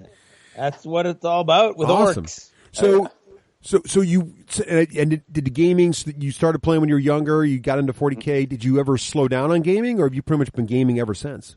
I slowed down on like miniature gaming, tabletop gaming a bit when I was in college and stuff, and then during that time it was more of like video gaming and like board gaming, card games, things like that. I never really played Magic, but I definitely played some of the more like board game type card games. All right, cool. What were some of your favorites in that time period of your life? We'll call that the board game period. The board game period of my life. I played a lot more of the like traditional board games, okay, right? So I was playing more like Monopoly. All right. Probably the game. Oh my gosh, what is? I'm totally blanking on the name, but it's like they have different names for it. It's a star-shaped board, and it's like kind of like checkers. Chinese checkers, they call it. In the American? Kind of like that. Yeah. I mean, it's definitely like Chinese checkers, but they have a different name for it too. I mean, it might just be Chinese checkers, but it has like a H name, like something very, very fancy and foreign sounding. H names. H names. One of those H names. Star-shaped H name. I'm sure a listener will email. But yeah, it's probably Chinese checkers, right, or something, and tell us what that is. Yeah. Oh, cool. So great. So that's awesome. So then, now, did you ever come after school, after college? Did you come back to gaming, or how did that happen? That was like right after college was when I got into it actually competitively. Ooh, nice. And I wanted to be like I started playing like War Machine competitively and things like that. And that was kind of like my big comeback into gaming, is I was like, I want to play this game, and I didn't want to play video games at home by myself. I wanted to like go play games against people, and I always like the competitive aspect of games generally. Like I like the fun part, but I definitely like when you're at the top of your game playing against another person. Yeah, I get it. Because even if you have no idea how to play that game, if you're in that mentality, I always feel like you learn a game really quickly. Yeah. Whereas cool. sometimes when you play really casually, you'll pick up more bad habits. Whereas like if you learn competitively first and then play casually, you're like playing a casual game to the rules. Yeah, that's a fair point. I think it's a great, and there is something to be said for really, beating someone who really knows the rules well too, and it's just a game, it's, mental duel, if you will. It's a very satisfying experience to have a good solid game against someone, even if you lose. Definitely. That's awesome. So you got into competitive War Machine, and what other games attract your interest? I mean, how many miniature war games have you dabbled in now? A lot more than I probably can think of all of them right now. There was like a Pharaoh game at one point, War Gods of Egyptus. Oh, I think wow! I remember you are that like, one. like a miniatures game guru of strange and obscure games. Yeah, I'm like I've got like a derby hat on, a clever mustache, and I'm like stepping a clever mustache. I love my it. office, and then smoking a pipe and drinking some fine brandy or something like that. Master Game Theater. So what other ones? Let's see, and I kind of like dabbled all the way through all the GW stuff. Like Gorka Marka, Mordheim. Yeah, right. Necromunda. I tried all those just because, like I said, I kind of started in GW stuff. It's obligatory at some point. As a GW gamer, you got to play them all. Yeah, right. One of the games I actually, probably right now, I'd say there's a couple games that I play regularly. And then, of course, I play a lot of Wild West Exodus because inherently it's what you do when you're working on a game. But then I do dabble in other stuff just because I like to keep myself fresh on like lots of games. I don't like to just play one game ever, so I'm always doing a lot of different experiences. And I've definitely been playing a decent amount of like X-Wing and Netrunner alongside. Oh, cool! I mean, those are some games that are interesting to me at the moment. Yeah, I can see why the games as a miniature war gamer, seeing some of the miniature war game hybrids, because X-Wing's arguably somewhere in the middle there, attract you, because they're great looking games, and they also are just fast and simple and fun to play and good competitiveness. Yeah, I mean, once you get your hands on all the miniatures for a game, you really want to play that game, right? But there's something to be said when there's like, when somebody can kind of like bring the stuff for you too. Yes. And I feel like that's where, like X-Wing, I was able to, play it because somebody else had the stuff. And then, like if somebody gets like a 2-player starter set or something like that for a game, it's always easier to get your friends into it because you're like, hey, guess what? I have like a whole another set of dudes for you to play with. So that way you don't have to like invest before you know what you're investing in. Right. So how did you go from gamer in your pastime to getting into the gaming industry? How did that work out? I would say that it really, for me, was just kind of like going to the events and like meeting the people. And then, once it came time, I kind of like heard of this job and then interviewed for it and then got it.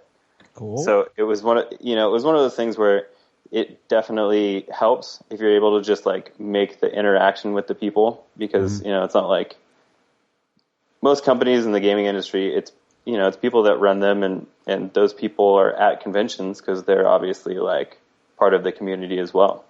Right. So, that was basically how I just got in is that here's a job, interview for a job and get to start working in it. It's just that, I happened to have met the people involved with the job before. So you're saying networking and actually some level of social skill would be required. Yeah. I mean, and it helps too if you have a talent. Like, especially if you kind of like, you market yourself and be like, hey, I do graphics, by the way. And then people are like, I'm looking for a graphics person. There you go, right. Or if you're the person that likes to design games, like be like, I do game design and here's my card or something like that, like something along that line. Helps a lot more than being like, I'm high, like just like being kind of awkward about it. It just helps to be like, I have a 43rd level sorcerer. Exactly, like Right. oh my gosh, like I have a level 9 wizard in this, and I've got like a ogre slaying knife and like all that stuff. Like most of the time, it's more cool to talk about the actual like background of games. Right. Especially as like a person who's involved with a game, you'd rather talk about like the story than hearing about like, I guess, other stuff that somebody is doing. Right. Does it help to walk up and tell someone everything that's wrong with their game and broken and how you can fix it for them? No, you generally want to have like a nice conversation. Right. Really? So you want to have some sort of positivity. Right. Yeah, I mean, the last thing you want to do is like, jump on someone's podcast and be like, you guys have the worst podcast in the world. Right. See? In my defense, World's End Radio is pretty shabby. Wow. That's I'm kidding. Craig I'm kidding. Gallant. Oh, ouch. Oh, man, Luke, please. that was Craig. Hey, they rapid fired me, man. I still love you, man. They rapid fired me. All right. So how did it go? So what made you appeal? What made you decide to go ahead and apply to Outlaw Miniatures? What attracted you to the job as they were describing it at that time? The thing that has always gotten to me that kind of like makes me excited is like startup type situations, actually. So like newer things and getting to be part of that creative process is a lot more interesting to me than being like, we've already actually set everything up. We just need somebody to be part of it. Right. So it was intriguing to me because it was like, here's this new thing. We're doing this. And we'd like you to be part of what kind of like makes this get its identity. On the ground floor, as they say, right? The very beginning, which is cool. Exactly. Now, did you know when you applied for this? I mean, when did you start with Outlaw Miniatures? Was it pretty recently, or was it? I mean, how far along were they? No, I mean, I was in it from an earlier stage. Like, I came in before we even did the Kickstarter. Oh wow! So did you know? So when you started the job, did you even know what you were getting into, or what the game was going to be like, or anything? I mean, not entirely. Like, I had gotten it a bit explained to me, but I didn't know like all of the ins and outs, and I was like, it's very, it looked really cool. I know there had already been a little bit of work as far as like putting together some of the like look to the game and some of the feel to the way that the game itself played. And the stuff that I had seen was very interesting to me, and stuff that I had heard of was very interesting to me. So that's really what, got me into it, was knowing it was a tabletop game, seeing some of the ideas that were coming out of it already, and then knowing that I was going to get to be part of something kind of new coming up and help shape the future of it. Very cool. Now, when you were brought on, Sean, what was your first position with Outlaw? The first thing that I officially was a graphic designer. First and foremost was, doing things like with the Kickstarter, helping to put together some of the graphics for the different like pledge levels, and then also did some stuff to like help put the rule book together and things like that. Oh, very cool. Cool. And then how did the role? Oh, go ahead, Craig. Well, I was just going to say, and that has evolved now into, what is it exactly that you do? Question mark? See, what is it? What is it you don't do? Is that more along the lines of what we're looking at? I would probably say that like my main thing is still graphic design and advertising, but I also really I'm really involved as far as like helping to grow what is the game. What people know of the game and what people just like think of when they think WoW West Exodus, helping to grow things like our organized play experience, and then going on social media and sharing stuff about new things that are coming out, new releases. So you're the Wild West Exodus ombudsman, maybe? Just, yeah, like there are things that I do, and sometimes it'll be like, wait, what do you do here again? And it's like, well, I'm working on this right now, and then I've got this, and then there's this thing, I'm doing this over here, and I'm going to do this later on today, which is like a good and a bad thing, because it's like you get, 1/4 of the way into something, and next thing you know, you're like... Doing something else? Yeah. What was I doing again? Right. Oh, yeah, that. So, I'll get there. So you're a little bit everything but basically you're making sure that the word's out there and that everyone knows I mean, what's going down. my primary thing is definitely like working on the marketing side of it and working on the promotional side, and along with that, the organized play. Like those are probably... Yeah, I was going to say it includes organized play, which is a lot of work, right, in and of itself. Yeah, and I mean, we're growing that too. We have a what's called a deputy program. Yeah.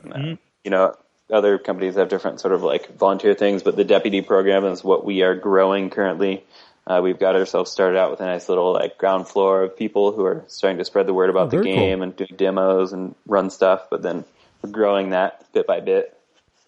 Cool. Well, that's awesome. Yeah. So you got that going on, and then what level is organized play at right now? Are you guys at major conventions doing things, or do you have league packs for folks, or where are you in the process right now? Yeah, so we actually today put out our first information as far as a league pack. Oh, cool. Right out the gate, we had I say right out the gate, but like pretty quickly we had a tournament set up. Nice. And then, so like people could do organized play on a major convention level if they wanted to.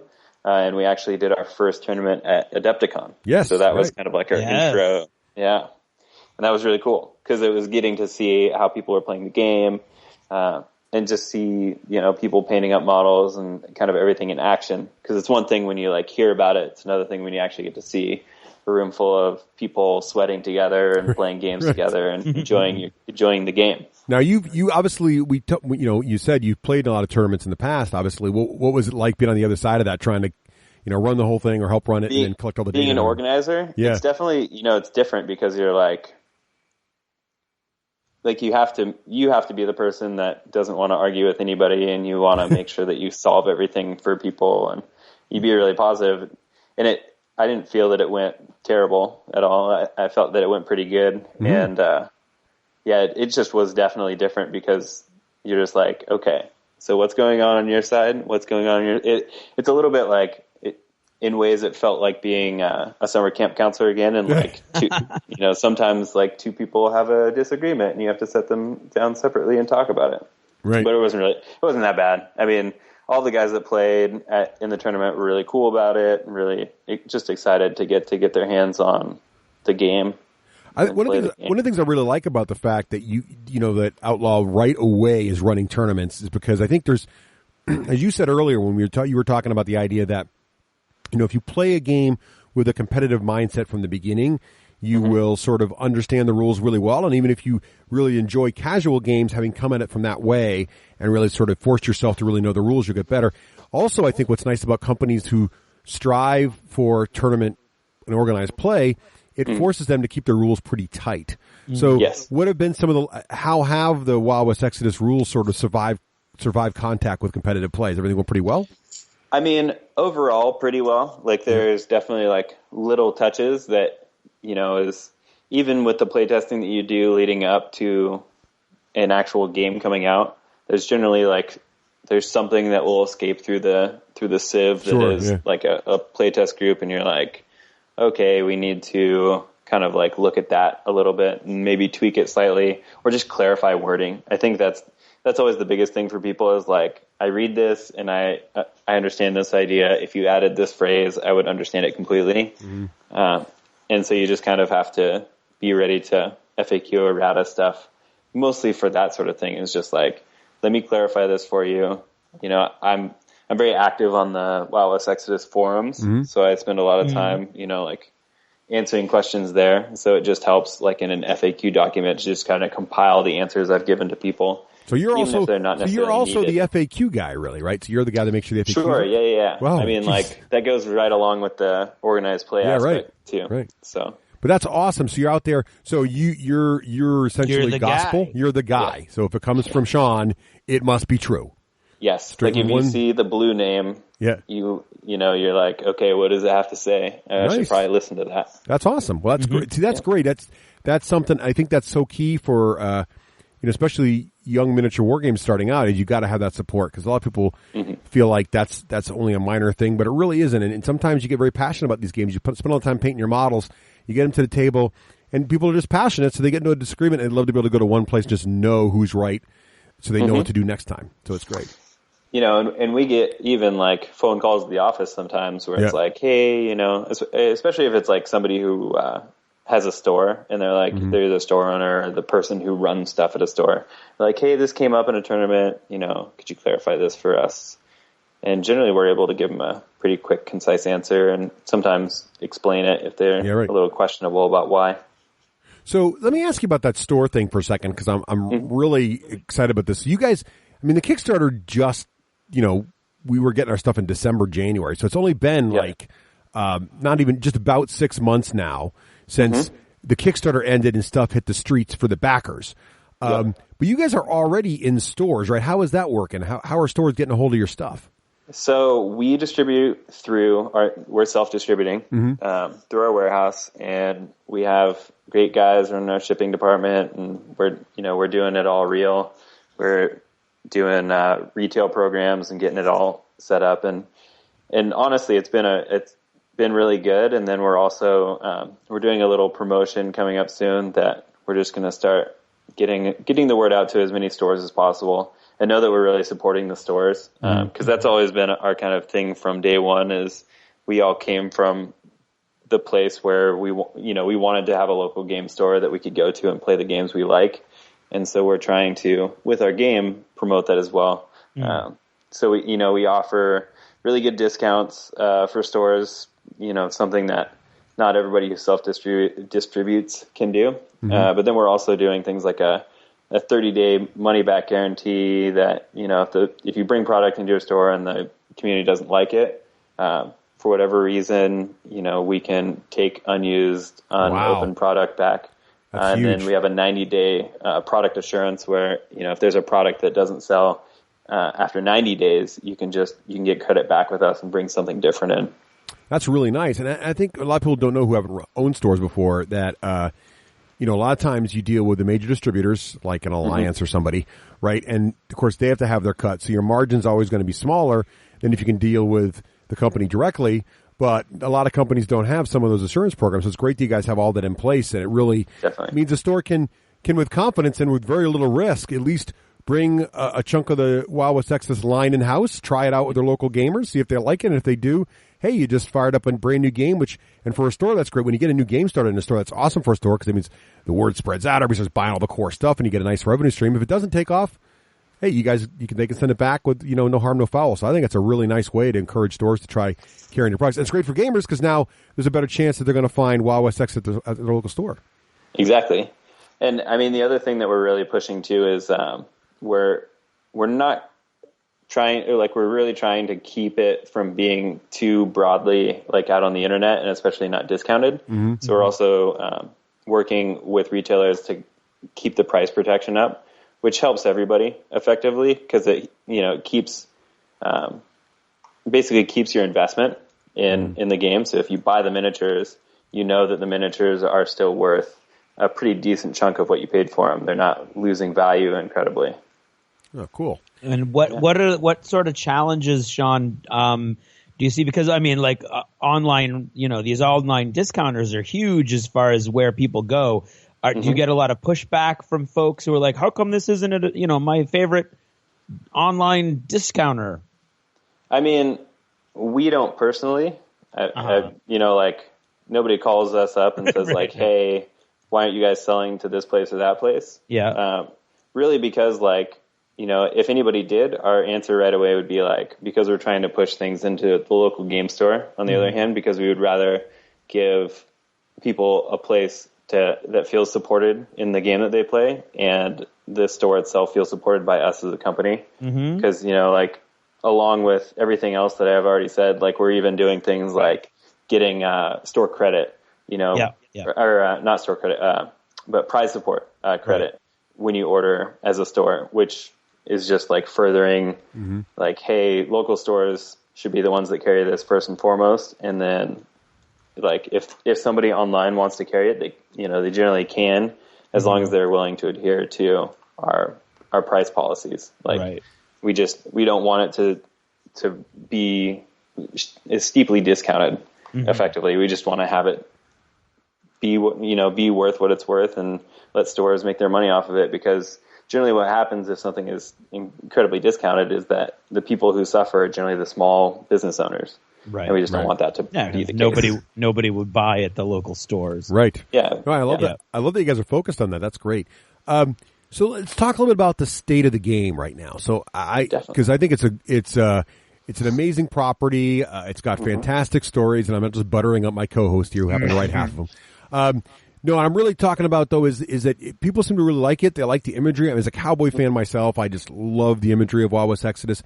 And, the Kickstarter just came out, and so, of course, people who backed it to the hilt have lots of stuff. But if I were to go into a store right now that had basically got your full line and they have everything and they're ready to rock, what can I expect for, how many factions are out right now, and roughly do they all have, don't give me every single model, obviously, but do they all have a nice set of vehicles and some basic dudes and a boss, and where is everybody sitting right now? Are we all balanced out and pretty good? Yeah, so what's actually really awesome is at Gen Con this year, we are releasing our 6th faction. So we'll have 6 factions as of Gen Con. Nice. And that is the Holy Order of Man, which will be number 6. But then we've also got our first 5 that came out with the Kickstarter: the Outlaws, Lawmen, Enlightened, Warrior Nation, and the Union. So those all have their own kind of like backstories and little bits and pieces to them, as along with the Holy Order. And you can always read our rule book or any of our novels to get your hands on that stuff, right, Craig? Yes, you absolutely can. I would highly recommend it. It's all a really awesome story, and it's got a lot of interesting stuff going on. And for the people that aren't familiar with it, it's an alternate history, post-Civil War era America. You have this stuff going on in that time, and it's a little bit different than what history books would tell you. There's some more nefarious things that are happening. And effectively, with the way that the game is right now and the way the game is heading, every faction, including the Lawmen, which was kind of like our last faction to come out, it was like a special release at the very end of the Kickstarter. You could get the starter for it, and then we've built them up that to the point that in August they will be on par with everybody else for releases. And then when Holy Order comes out, they're going to be coming out with almost a full release up to the point of everybody else. Like there'll be a few characters short, but as far as like heavy support, light support vehicles, things like that, it'll all be on the same level. Awesome. So basically you'll have a Gen Con. So the end of the summer, you're going to have all 6 factions live with pretty much everything they need, so any of them can be competitive, and has the, not only competitive, but also has a big enough range that if you like large models or certain types of models, that you'll have that kind of option for most factions. Or all factions. And we've got a starter box for every faction, including Holy Order. We'll have one right when it comes out, and then we also have some 2-player starter. Well, we have 1 2-player starter box now. We have plans for more in the future, but right now you can pick up the Lawmen versus Outlaws 2-player starter box, and that's actually like a super awesome, like hey, I've heard of this game. I don't really know much about it. I want to get into it. Because it gets you 14 models for 2 factions, gets you a template set, a rule book, dice. Pretty much the only thing you need to start playing is like some shoe boxes for terrain and like a measuring tape. Right. But if you don't want to use shoe boxes, we also do MDF terrain through Micro Art Studio. You can order with us. So awesome stuff. Literally, you can get everything. You know. Great. That's awesome. So now, go ahead, Craig.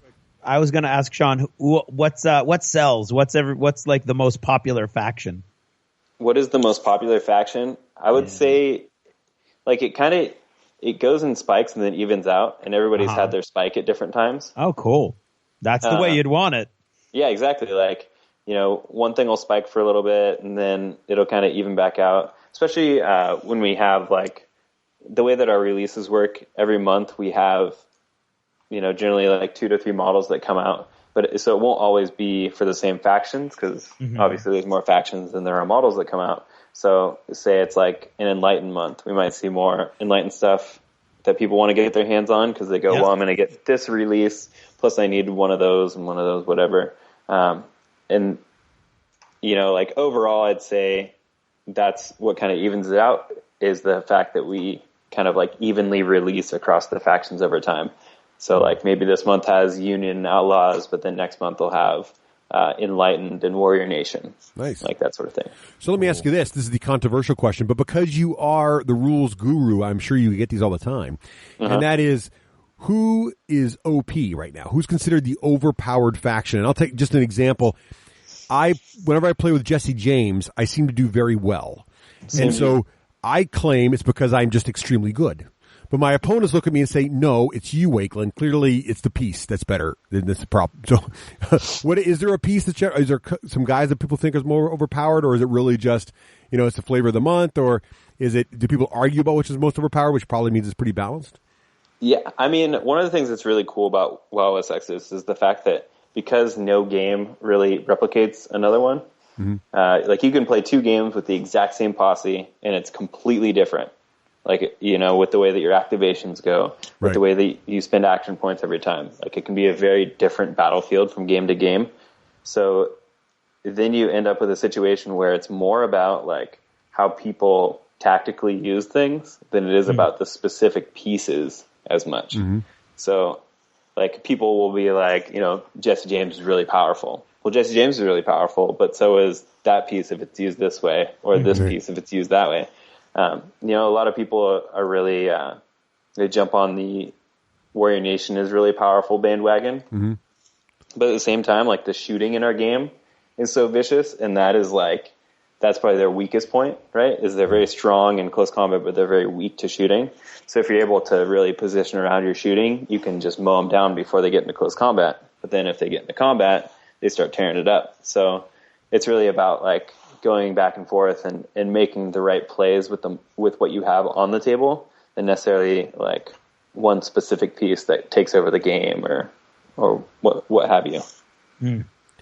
So very cool. So before we run out of time here, and thanks you for answering all our questions here about this. Definitely. What cons are you guys going to be at this year for the remainder of this year and early next year? So for the remainder of this year, as far as conventions, we for sure will be at Gen Con, and then we'll be at Spiel in Germany. Yeah. Wow. Cool.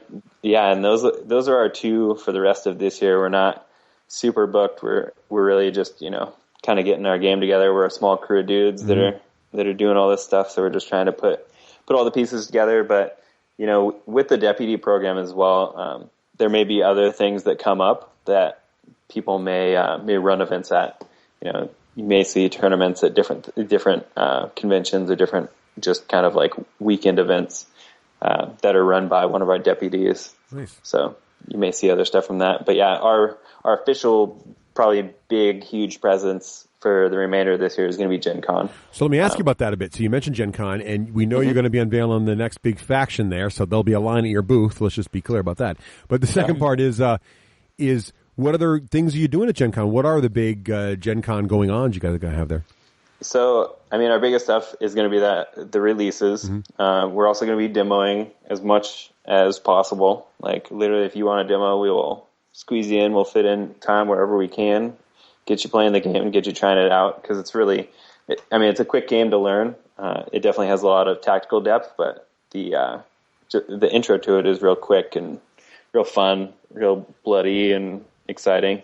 And and then we'll be releasing all that. We'll have most of our range there, if not our entire range, there in blisters and boxes and all that good stuff. And then there will actually be one of our deputies is going to be running. He's running a tournament, which from everything I know about it, has already filled up. But then there will also be like a open play sort of setup. I believe they're doing that on Saturday. So that should be cool. Very cool. So if you do play Wild West Exodus and you are going to Gen Con, you can bring your stuff, and I'm sure there will be someone else there to play with. Cool. That's fantastic. Awesome. Well, so Sean, thank you so much for joining us. Now, if someone wants to find out more about what's going on with Wild West Exodus or what the bigger events coming up are, or just ask you a rules question, where's the best place for them to go? The best place to find us is going to be www.wildwestexodus.com or facebook.com/wildwestexodus, or if you want to hit us up on the forums, it is wildwestexodusforum.com. Nice. Well, thanks again, Sean, for all the information. We're going to take a quick break, and when we come back, we'll be doing a game review. This is Total Fangirl. Regular Jane most days, total fangirl when the moment strikes. Han shot first. Starbuck is a guy. And Lestat, now there's a vampire.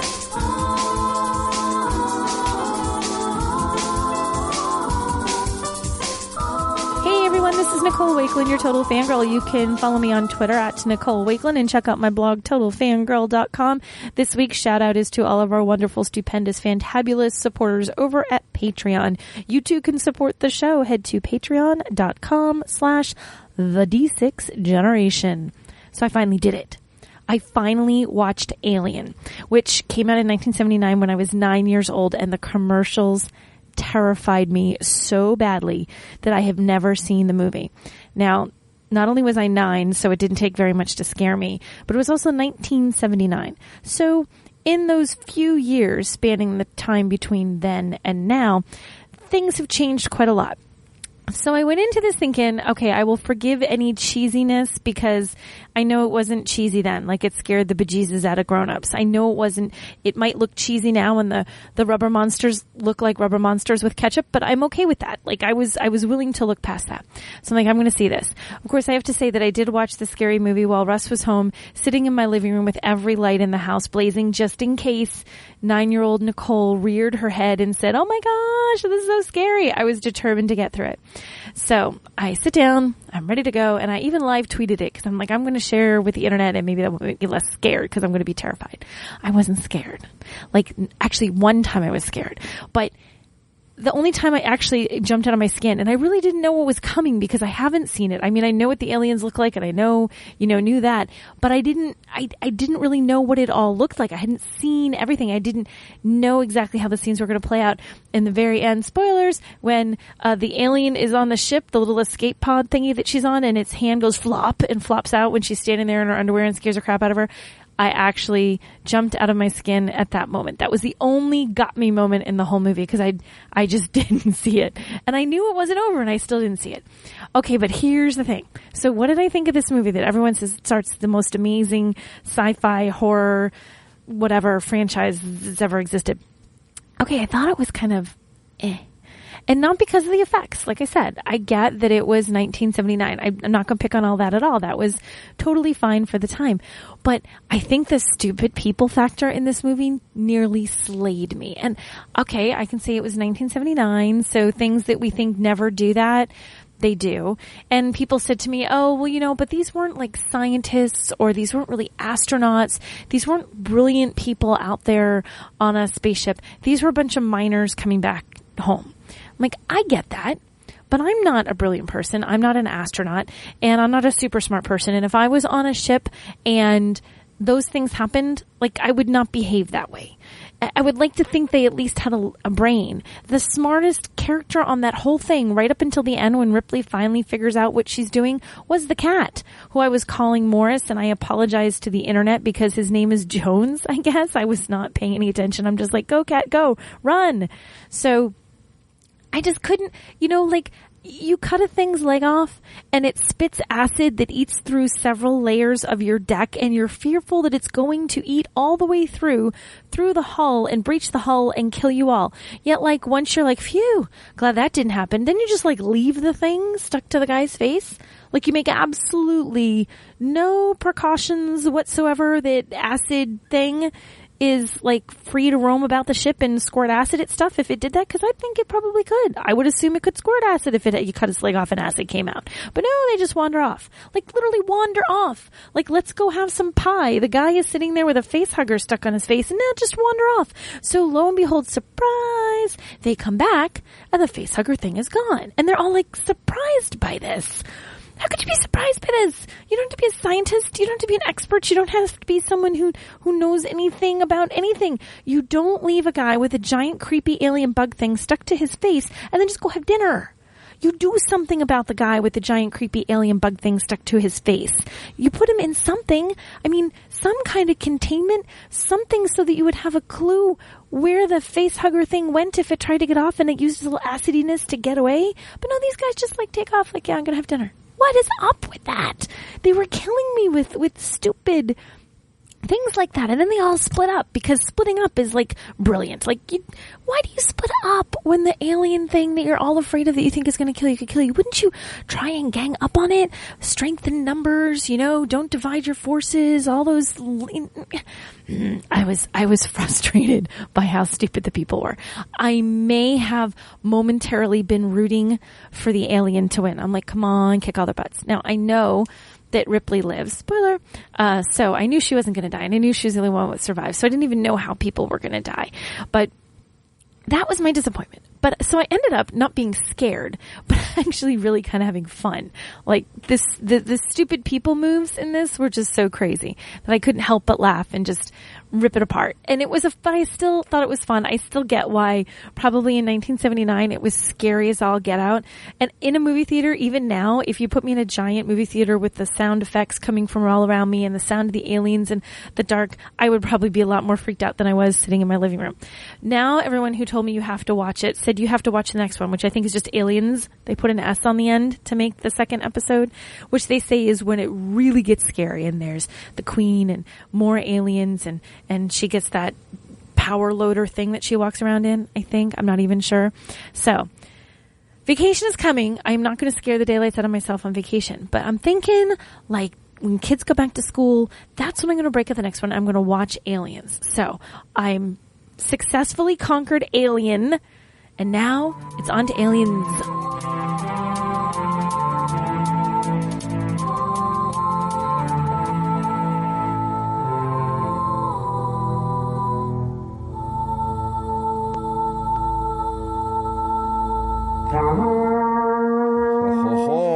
It means Vic the Viking's coming, Craig. It's like Santa Claus for gamers. It is. It's like Santa Claus with big giant horns on his little red hat. Right.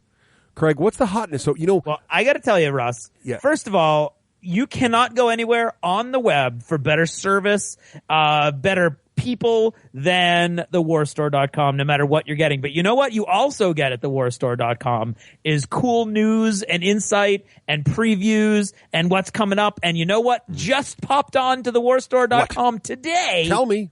Today Tell me. is a link to the video, a teaser video. Now, who does that? A teaser video from Gale Force 9 of their new game, Sons of Anarchy, Men of Mayhem. Ooh, that looks hot. Seriously, they're linking to videos now right there on the front page. So you go to the front page of theworldstore.com. You're going to see all of the cool upcoming hotness. You're going to see what's coming in stock, but you're also going to see what the new releases and the new stuff coming up is going to be. It's really, really a great place to get all of your news about all kinds of gaming stuff, but it's also the best place to get any kind of miniatures stuff. They've also got board games. They've got role-playing games. They've got your dice. They've got your tape measures. They've got everything you need to play games. If you're a gamer, they have it. And great again, the nav system's so simple. Let's run on the left-hand side.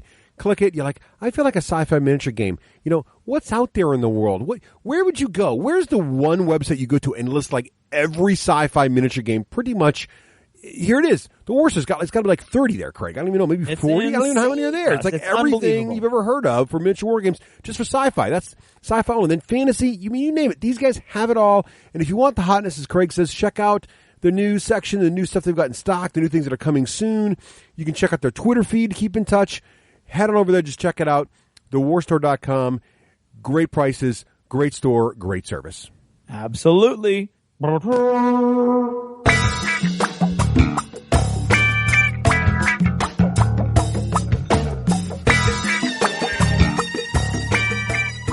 I'm Rafe Hollywood Granger, and this is the Hollywood Minute.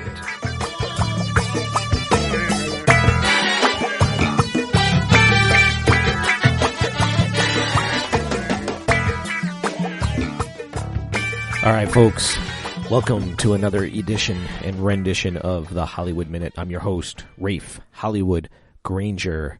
The beverage for tonight was some nice red wine with dinner. Now, another beautiful summer day, and this Hollywood Minute's kind of back-to-back, real close to the other Hollywood Minute. So I'm going to finish up on a couple topics, still talking about the Patreon Q&A with the D6G. There was one question there that I wanted to throw my hat into the ring and give my 10 cents about. I forget who asked this question, but somebody asked if doing the podcast affected how Russ, Craig, and I played games. And I thought of, again, I was speaking back to the radio as if I was in the room. And the answer for me is I have to honestly say that it did really affect me. Russ was always really good being a Magpie gamer. I don't know if he ever tired of it or not. I think this is just my opinion. Craig didn't share this with me. I think Craig may be tired of it, of quote, having to, quote, review a game, end quote. Because again, once the show got popular, we would begin to get free sample copies of games, and frankly, they were games we would want to play and or would want to buy. So, we definitely felt an obligation to look at the game and give it a fair shake. I mean, heck, we were getting it for free, and I mean, even though we weren't keeping them for free, we still were getting them to play for free. And that did tire on me. You know, Russ would say, all right, this Tuesday, you know, what time you guys all getting there? We've got to review, fill in the blank X, and then we would be free to do whatever. And it started to wear on me because I have this bad habit, I guess, but it's just how my makeup is. I just cannot stand being told what to do. It's probably why it is why I've been in private practice running my own business since 2001. You know, that's not by mistake. Does it mean I make a horrible employee? No. But I tend to, for whatever reason, the minute somebody says, you know, the minute Wakeland was like, okay, we have to play this game, my immediate reaction is, no, I don't want to play the game. I don't care how good it is. I mean, just a week before, I could want to buy the freaking collector's edition and want to play it 100 times, but the minute somebody tells me I have to, it just rankles me. I don't know what it is. Now, that being said, Russ and Craig never, ever made me feel like I had to play a game. They never were guilty or suggested I wasn't pulling my weight or any stretch of the imagination. Never, not even once. The three of us just shouldered our own responsibilities ourselves. And so I looked at it like, well, Craig's doing it. Russ is doing it. Russ is taking the time to do all the bullet notes on it. I mean, the least I can do is play the flipping game. So that obligation I put upon by myself, and my own criteria, I guess, did begin to wear pretty thin for me. Getting to the part where I started to fantasize and wish, you know, I don't want to have to play a game. And as a matter of fact, I see Craig and Russ, quote, having to play a game, end quote, and I'm pretty happy that I'm not involved in that unless I voluntarily want to be.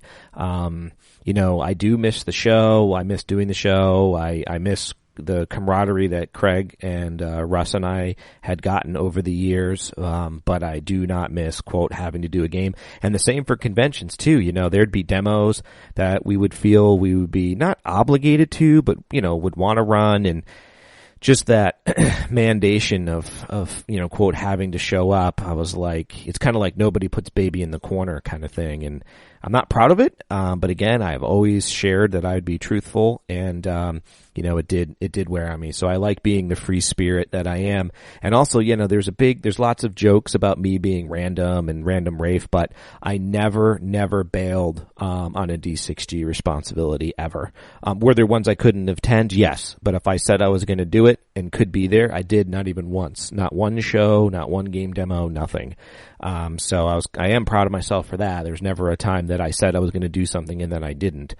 Now, I do miss sort of being on the inside loop. You know, it's pretty cool to see Russ and Craig get the stuff, and I know they're in the inside corner. And frankly, I still do get some of that. I have kind of my own, quote, gamer connections, end quote. You know, just things like Matt Wilson over at Privateer Press. I've remained, you know, friendly and cordial with him via emails. And I mean, it's not like Matt's sending me any special goodies or anything to review, but I know that if I, you know, want to, I can always reach out to Matt and see what's going on, and at least that's released publicly.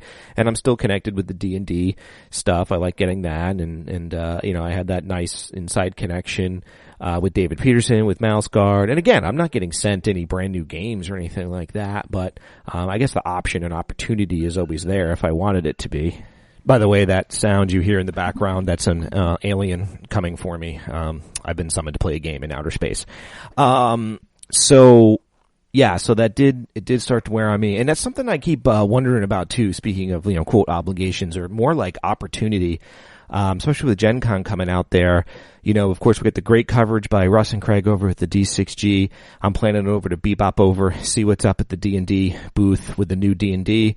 I plan to catch up and see if there's any Luke Crane stuff going on over at Mouse Guard. And I plan to have a chat with Matt Wilson and see what's going on with Matt. Of course, I got to reach out to him, see if he's available. I'm not sure, but that's my plan. Is there anything out there that's Hollywood-esque that you feel is in my ballywick, so to speak, that you want me to kind of cover and get some intel on? And, you know, certainly let me know. And, of course, I won't feel obligated to do it. It'll just be if I happen to be in that area. Let's see. What else did I want to talk about? So, yeah, I guess to wrap up that thought, it's pretty nice to sort of be a free spirit there. I did enjoy, you know, playing the, quote, everyman role. That wasn't a shtick. Normally when I would play the game, I just would interface with it a different way than Russ and Craig would. And I really did involve that role, and it meant that I didn't have to have too much prep time, because, of course, I'd be the everyman that would, you know, approach it fresh, so to speak. So I did really like that synergy that the three of us had, and I really do miss that, actually. So I guess you can't have it both ways, right? Can't have your cake and eat it too. But anyway, that's my long-winded answer on that. A Patreon question from a couple 3 episodes ago, and I wanted to weigh in on that. The other thought I had for you is that I see Lord of the Rings has a massive update. Anybody out there want to join me? And I'm on the Land Roval server. I'm just looking for an excuse to hang out and go through the lands and see what's new. Of course, the trick is if you have a level 1 character, well, that's not going to work. But any high levels out there that feel like getting a free transfer over to Land Roval, or heck, if there's any activity in another server, I might transfer over there. Again, I'm just looking for an excuse to see the new land, see what's up there. I doubt I'm going to play 30 hours a month or anything like that. But if anybody's on the Land Roval server or wants to come over to Land Roval and says, Rafe, I'll travel around Middle Earth with you for an hour or two, and we could chat on Skype or something like that, that'd be great. I think Adam Pitzer has a character on Land Roval. I'm not sure. Adam and I have been playing some League of Legends, so feel free to look me up on League of Legends. My in-game name is Stone Ithriel, STONITHRIAL. That's a derivative of Stony because Stony was taken. Loving League of Legends still, having a blast. I do really well when I play my own levels, so I'm level 12. If I play a match with all level 12s, I can win about 75% of the time. If I play with a bunch of my friends or you guys out there that are level 30s from the D6G audience, then I get my face crunched and smashed in, and it's definitely not as fun. I mean, playing with my friends is fun, but I don't like getting smashed by the enemy. So, yeah, that's my story. Look me up on the Twitter. I am the D6G Hollywood on Twitter. Almost close to 1,000 followers, folks. I would love to have 1,000. I'm getting close. And you can find me on jimmyjango.com for the blog. And I actually have a couple blog articles like I keep promising, so I'm going to put pen to paper there. I will look forward to seeing you all soon. Ciao for now.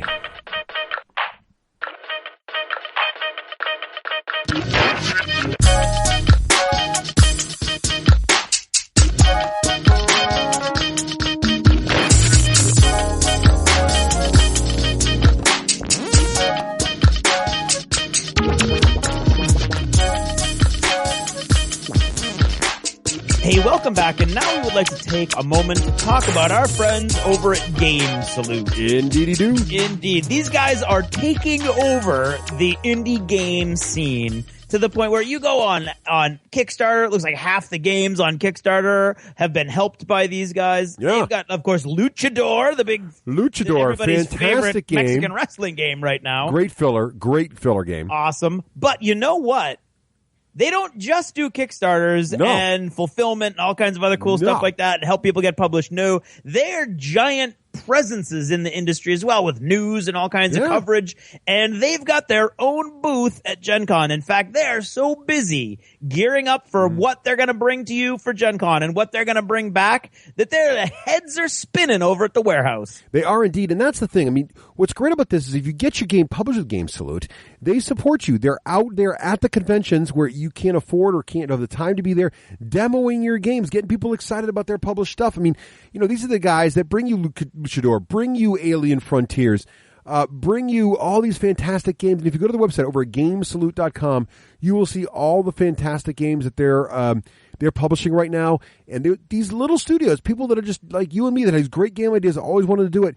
Game Salute helps you get it out there, helps you guide you through the minefield that is Kickstarter, guide you through the entire process. They even have this really cool whole system. When Dan was on the show not too long ago, he explained it, that shows the different levels, the life and times of a board game, and how, you know, the different time blocks it takes to get through the process. So you can really understand. These guys know the deal. So head over to GameSalute.com. And all you guys who are talking about wanting to get into the industry, you can also get into the industry through Game Salute, because they are always taking people. That's right. They're always hiring, looking for folks here, there, and everywhere. They've got locations all across the fruited plain, as it were. Ooh, the fruited plain and beyond. Indeed. So what you want to do is head over to GameSalute.com. And let's say you want to buy a game while you're there, Craig. Let's say you wanted to, you know, you can buy local. It tells you where all the local stores are that carry Game Salute products. That's right. Let's say you're in the middle of the nowhere and there's the hinterlands, as it were, and there's no Game Salute. Click on Shop Online. In the middle of the fruited plain. You can buy things right online there from Game Salute, all these great games. And what is the code, Craig? The code would be D6G and then the episode that you're listening to at any given moment. Exactly right. We're actually cracking the code for you right now. Deja vu-ish like. There's the code. So head on over to GameSalute.com and check out all the hotness. Game Salute. Well done. I don't even know what that was. This is the Dice Tower Network at Dicetowernetwork.com. Hey, welcome back. And so now we've actually disparaged this game somewhat over the last few months since last Gen Con and dismissed it as Pogs or some other strange games where you would flip discs at each other. And it has nothing to do with any of that. No, it doesn't. And so Russ got caught up 2 weeks ago. I blame Chuck. By listener and friend of the show, Chuck, and immediately bought the game. And then went and played me a game last week, and I immediately went and bought the game. And actually, both of us immediately went and bought the game and reserved both of the expansions, which should be out later this week. So without further ado, we need to redress this wrong. Yes, we do. And tell you about the awesomeness that is Diskwars. Warhammer Diskwars. Yes. Now, Craig and I both played the game, obviously. Now, Sean, you have not tried. Have you tried Diskwars? I have not gotten a chance to play Diskwars, no. Either the old original or the new? All right, so we will. Yeah, so we're gonna, you will be the everyman. So this and is keep great. us honest, and if we miss anything or something seems vague or we've glossed over something that's confusing, you're the one who calls us out. Exactly. And also, Sean, you are a miniature war gamer, so you will appreciate a lot of the mechanics and things going on here. And I'm really curious. I think what they've done here is they've sort of captured a lot of the elements of miniature wargaming into a form factor that's easy to carry and affordable. So it's really interesting, and I'm curious to see if your miniature wargaming taste buds get whetted, even though there's no actual miniatures to paint or collect.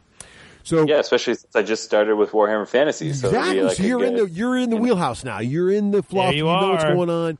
So this is an interesting game because it was originally published in 1999 as Diskwars, and it was its own IP. So it's its own sort of fantasy war game, the classic, high fantasy with your various armies. But back then, it was a collectible disc game, meaning that you would blind purchase, didn't know what you're going to get, try to build your armies with random purchases, which probably didn't. Back then that was more common and more accepted as okay. But now, the game kind of had a very hardcore following, but it's faded away. Now it's been reprinted in 2013. So last year, Fantasy Flight Games brought it back. But now that they have the Games Workshop license, they reskinned it with Warhammer Diskwars, putting all the Warhammer theming on it, and also updating the rules as Fantasy Fighters want to do, making it a little more modern. But also, it's no longer collectible. So now you get, when you buy the core set, you get a certain set of discs every time, and then there are expansion boxes that bring lots more discs to the game as well. We'll talk that in a little bit. Yeah. Sort of smells more like a living card game model. Exactly right. And it's Is this for an LDG? Yes, a living disc. Exactly. Living disc game. Exactly. LDG. Yep. I love it. So it's a 2 to 4 player game.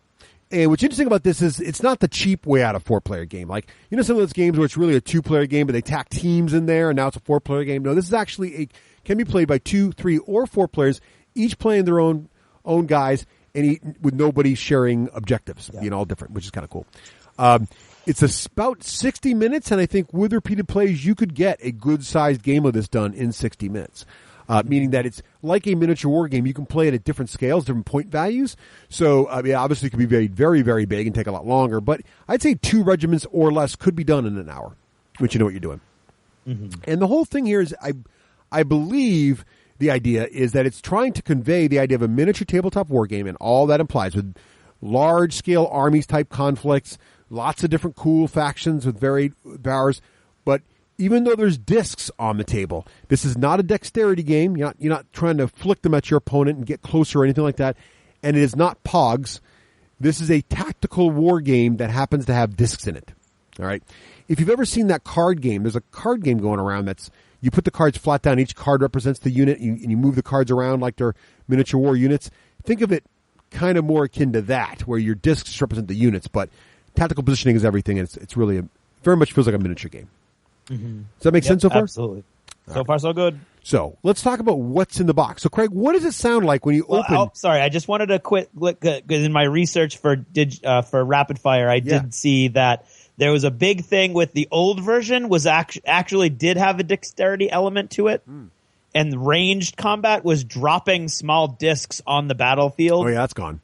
And where they landed was they did damage whether it was friend or foe, and that actually is gone. It's all dice now. Okay, cool. So people and from what I've gathered on forums and stuff, glossing over things today, that was like a thing that a lot of people did not like about the game, and so that's gone. If you knew Disc Wars back in the early 2000s, it's a different game. This now, is not your daddy's Disc Wars, especially with the ranged combat. Exactly. So yes, Russ, so Craig, what is in the box? What does it sound like though when you open a relatively small and thin Disc Wars box packed with 4 full armies? Ridiculous. Okay, ready? This is what it sounds like.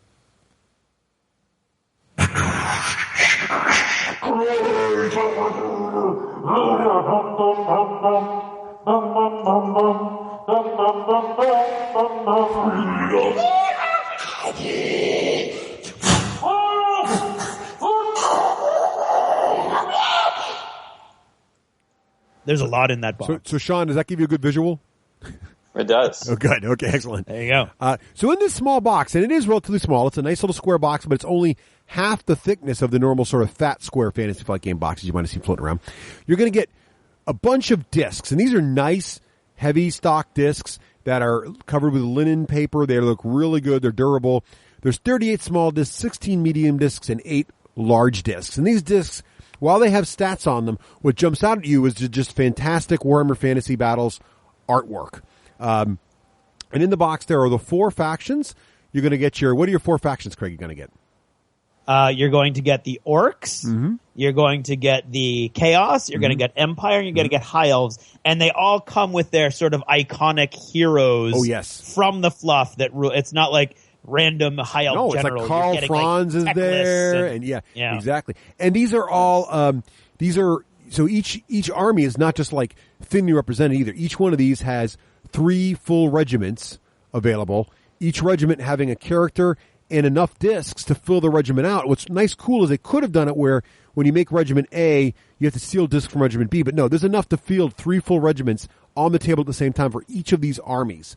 So you could actually play 6-on-6, 3-on-3 regiment battles, which is a lot of guys. It feels like the 2,000 and maybe 3,000 point Warhammer Fantasy battle engagement at that point. That's cool. Really cool. You're going to get loads of tokens because it's Fantasy Flight. Lots of tokens. They track initiative. They track these. Even I like the little elements like there's different initiative tokens for the 1 through 4 players. There's even little battlefield corners because you're going to play on a 3x3 surface, which is almost always smaller than your table, and it's got these nice little corner counters you just put down and mark where your 3x3 foot table is. Lots and lots of cards. More about those. Lots of cool cardstock terrain that is double-sided. Whether it's a hill terrain or whether it's a windmill or a watchtower, all that stuff's in there. Swamp, caves, forests, all that. You're going to get dice. It's a bunch of D6s. You're going to get one sort of regular, normal, pipped-out D6, and you're going to get 3 of these special ones with icons on various sides. You're going to get the classic range ruler, which is a nice thin piece of cardboard with 3 segmented portions for short, medium, and long range determining. You're going to get a rule book with a actually very good, I thought, Craig, index. Which it's had a huge index. Really good index. Very elaborate index. All the rules and it's got a cool symbols reference because there's a lot of the mechanics are symbol driven. I believe they call that iconography. So the iconography. Oh, yes. Good on you, mate. Nice quick reference. One small missing bit from the back of the page quick reference book. They should have had the card priority listed there very clearly. That's true. They failed that mission. Otherwise, excellent referenceable resource. And Craig, what did you think of the components overall as you looked at all that came in the box? I thought my thought went twofold. My initial thought was, oh my God, this is amazing. There's like 4 really full-sized armies in here for $40. There's really no way you can beat that. And it's thick cardstock. It's really nice stuff. The dice look cool. The only thing that I thought after the cards are nice, the playing cards that are like the deployment zones and everything. The only thing I thought after the fact was it's weird that it's Fantasy Flight and they're not linen finished cards. Oh, the cards aren't. They are not. Right. The discs, they're not. Oh, they're not? I thought they were.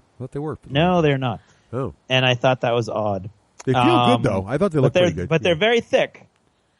Yep. So, yeah, I thought it was a good value, too. For $40, though, I was very pleased with it. I think you got a lot of game there for $40. You can't say nay. Right. So that's what comes in the box. You get a lot of stuff there. Now, Sean, has it got you intrigued yet? Box full of 4 armies? Sounds very sounds cool. I really like games where you can get into it with a couple buddies and be playing. And like, if you get really into it, everybody can go buy their own copy. But at least out of the box, you're able to kind of play with a couple other people and get going with it. Well, that's awesome. That's exactly it. So out of the box, you can play with your friends. The rules are not complicated, as we'll go through. It's easy to teach, but it does reward having multiple copies in your game group because you can then, there's army building as well. So having more than one copy lets you do some really crazy stuff and like play chaos on chaos or anything else. And actually under the official rules, it is legal to alter the colors of your discs. So you can mark your discs so you know whose are whose if you want to play chaos versus chaos or something. But also that gives you more terrain choices too. So you could have, there's one of each terrain type in the core game. So if you want to have more than one hill on the table, you need to have a second set. Plus it's nice to have a second set for the extra range ruler, the extra dice. So it's not a bad deal. For $40, as a miniature gamer, that's like one unit in most game systems. So that's nothing. Yeah. So let's talk about what you need to actually get started to play. So first thing I want to do is have a nice play surface. Now here, you do want to do a little something. You don't want to play right on your smooth, hard-topped kitchen table because you want your discs not to slide. It's very important. So you really want to play at least on a tablecloth or some kind of piece of cloth, or if you've got it because you're a miniature gamer, a nice big green piece of felt, or if you're really lucky, you got a grass mat, one of the nice GW ones or something. Flop that down because that's going to make it so when you're flipping your discs over to move them, they're not going to tend to slide around on the surface. You don't want it so that if you accidentally bump the table, they slide a couple inches. That'll really mess things up. So definitely play on some kind of surface that keeps the discs from sliding around. Regular tablecloth would be fine. Then you're going to choose your armies. So you got to pick your armies. Now, here's what's cool about this game. You can go right to, and by the way, there is a starter scenario with abbreviated starting rules, but we know that all of our listeners are hardcore gamers, and playing the starter scenario rules are for wusses. Go right to the full version. That's what we do. That's so right. We're going to introduce you to as Russ calls it, the full Monty. That's right. Not understanding what that actually means. No, I don't understand anything about what that means involving clothing at all. So what we're going to talk about here is the full version. But what's neat about this is the demo game right in the beginning does tell you which exact disc to play for each side. But also what's nice is they've got a bunch of pre-made regiments that are all reasonably balanced in the back of the book. So if you just want to get started and say, I'm going to play 2 Chaos regiments, I can just look at a couple of them, pick the 2 ones that look like they'd be fun for me, and start playing, not worrying about army building or anything else. Yeah. But the game has a full army building rule set, so I can build whatever the heck I want. So that's easy to do. So you're going to pick your army faction. So Craig might pick High Elves, I might pick Chaos. Then we're going to define the battlefield, which basically just means measure out a 3x3 square, mark it with our little battlefield corners. We're going to choose the battlefield edges, which is usually across from each other. But in a 4-player game or a 3-player game, you got to figure out who's on which side of the board. Now we're going to determine initiative. Now, to determine initiative, we're each going to roll the D6 of the pips on it. High roll gets initiative, but there's an interesting little caveat here. Any unspent recruitment points, which are basically the points you use to buy your army, can be used or are used to modify the die roll to be player 1. So if you really like being player 1 and you perceive there is an advantage in this game to being player 1, you can actually shortchange yourself a disc or 2 to help ensure you're going to be more likely to be player 1. So that's kind of a neat mechanic. I like that. Now the next thing that's going to happen is pretty interesting. So follow along carefully here, because what they do is player 1 does have a significant advantage throughout the battle. However, there are a bunch of things during the setup process that give a bunch of advantages to player 2. So I think it kind of washes. So let's talk about that for a minute. First of all, you're going to determine the scenario. Now the scenario is basically a special rule that is in effect for the entire battle, and it affects both players. The player who did not win initiative gets to pull 2 scenario cards, look at both of them, and choose which scenario special rule is going to be in effect. So what happened to me, I was playing Chuck. Chuck got to go second, which is not great. Chuck doesn't like going second, but because he was going second, he got to look at the 2 scenario cards. He's playing High Elves. High Elves are chock full of ranged attack weapons. Well, lo and behold, the 2 cards he pulled, the second card he chose to keep because it was all ranged attacks get an extra die of damage. Now, me being Chaos, I have like 2 range attacks, and him being High Elves has like, a gajillion. So this is a great advantage right there. He's already made his army, their core mechanic is that much better, which is really a nice thing. That's a nice bonus. Next thing we're going to do is create deployment zones. Now this is really interesting also. So what happens now is there are a bunch of cards in the game that are deployment zone cards. And they feature giant red arrows and they're normal size cards. And what you're going to do is you're going to deal out 2 deployment cards or 1 deployment card for each regiment in the game.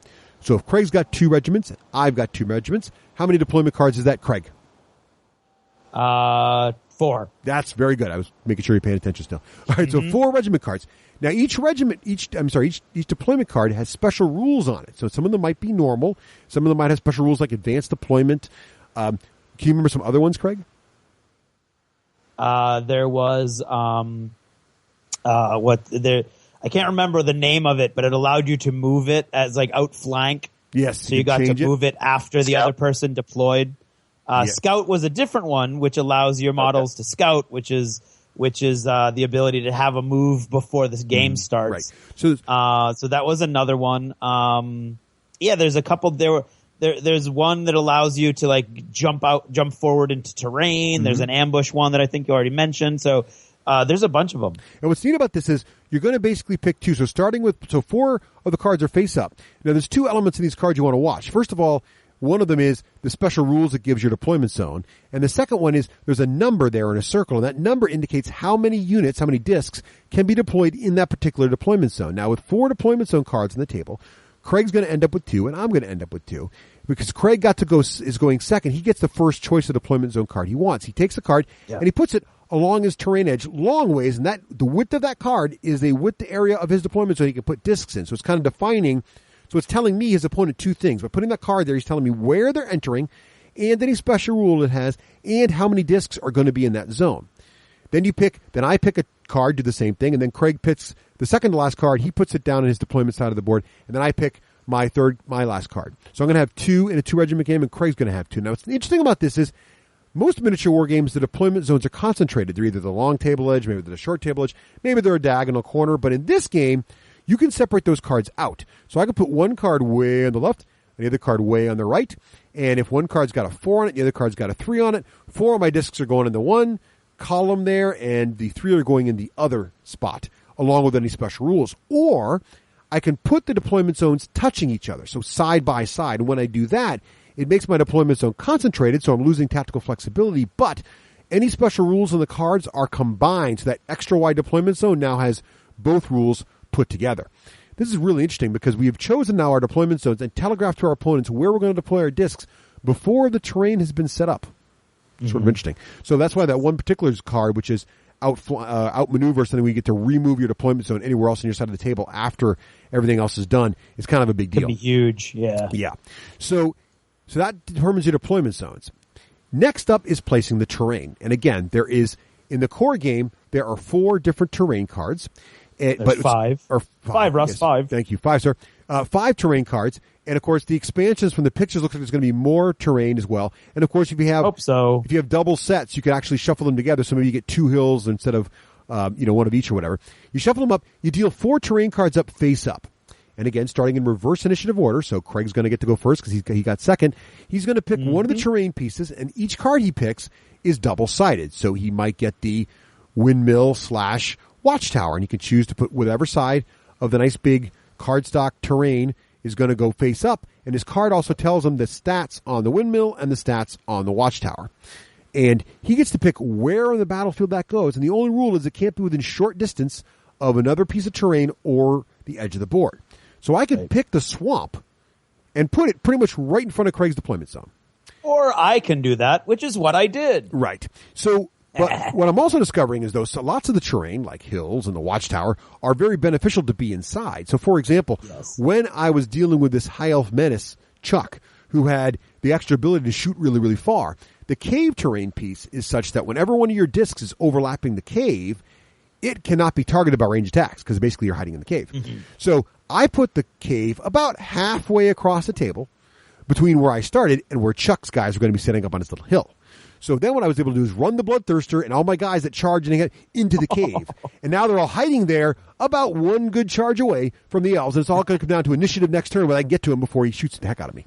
Kind of neat. Oh, man. So there's a whole metagame going on before you even start around where the terrain's going to go. And we started to realize that sometimes putting the terrain, like what Chuck realized was he did the same trick to me, Craig. He took his swamp and he put it right in front of my deployment zone. He's like, aha, I'm screwing you. But what he should have done later, he realized was, I'm stuck in the beginning of the game in the swamp. But once I'm past the swamp, I'm on a nice flat, highway to kicking elf clear butt. zone. Yep. So then he realized was he should have put the swamp on his side of the board right in front of all of his archers. So after I go across the entire table withering fire before my last charge, the swamp is every time you flip and land in the swamp, you got to stop and you don't get to move again until next turn. You got one more flip. So you could have really slowed me down. Unless you have wings like, I don't know, a Bloodthirster. Well, yes, the Bloodthirster does have wings. So slight problem with that plan, but still, it would have been good because they actually, the Chaos Marauders are really fast. They're really. Yes, they are. So the terrain, huge part of the game. And as you can imagine, so what are you thinking, Sean, so far? How's this sounding so far? The one thing I think is really interesting is like the way that terrain is actually more of a actively tactical thing than just being like you're trying to go based upon the terrain is. So that sounds really cool. Like, not many games do you place the terrain after kind of everything has gotten started. Right. It's normally the first thing that you do. Yep. And then you react to it. But instead it's, placing terrain to react to where you think people are going to deploy, and now that you kind of know where the deployment is going to be. Yeah, and that's what's interesting about this game. There's like a whole mini game going on before you even start playing around this whole setup and terrain thing. Yeah. That's not even counting army building, which we're just kind of glossing over. So I'm glad you noticed that because I felt that was really interesting too, and I think we're still just scratching the surface on all the different ways you can use terrain to your advantage in this game. Then the last thing you're going to do is actually deploy your forces. So what's going to happen now, again in reversed initiative order.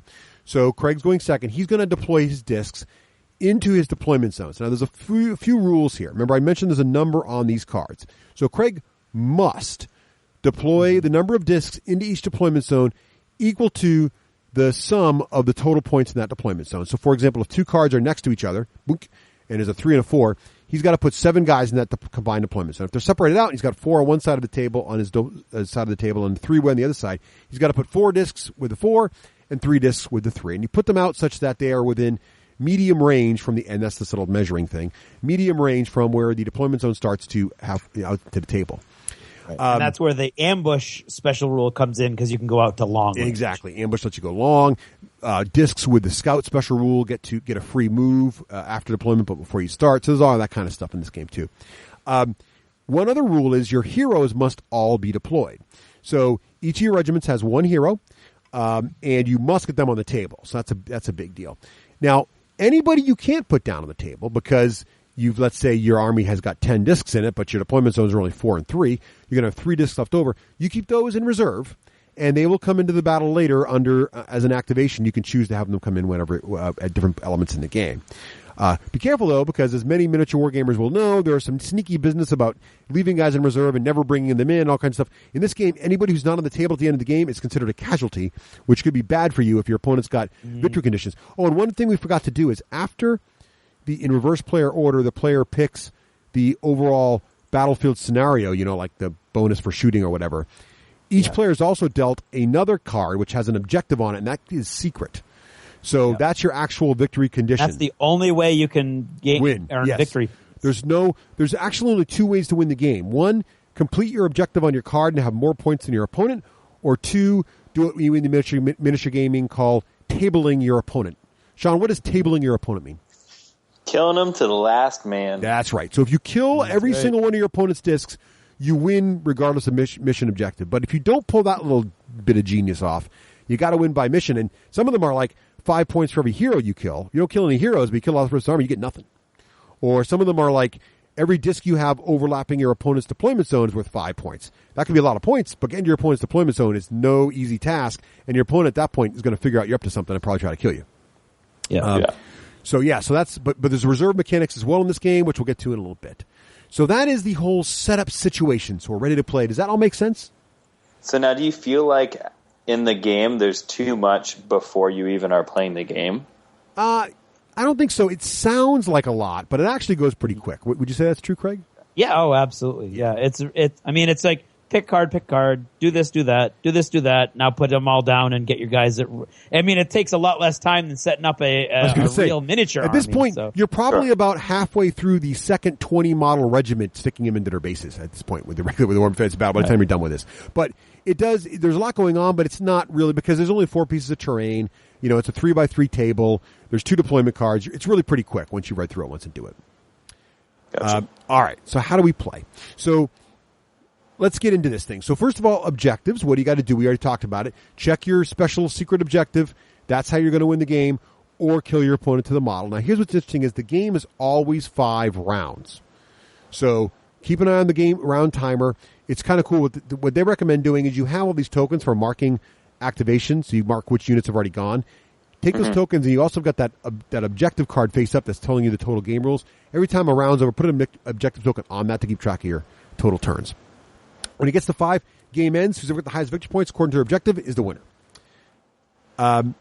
So let's talk about your armies for a minute. So your armies are made up of multiple regiments, and these regiments are going to have a hero, some discs, but also what we call these command cards. Now, when you're building your army, more on this a little bit later, but your heroes inform which hero leads the regiment, informs how many command cards you're going to get. Most heroes give you 2 command cards. So you can, as a rule of thumb, most players will have 2 command cards per regiment they're fielding. Now, what's also interesting about this game is command cards are not dealt randomly from a deck. You can pick your command cards when you build your army. So part of your army list is which 2 command cards are going with each of your heroes. And these command cards form a hand, and that hand is always available to you until you use each card. So at my start of my turn, start of a round, I've got all 4 of my command cards in my hand, fanned out, and I can pick which one I'm going to use. There's no shuffling or anything like that. Each round, I'm going to play a command card. Secretly, I'm going to lock one in face down. Craig's going to lock one of his command cards in face down.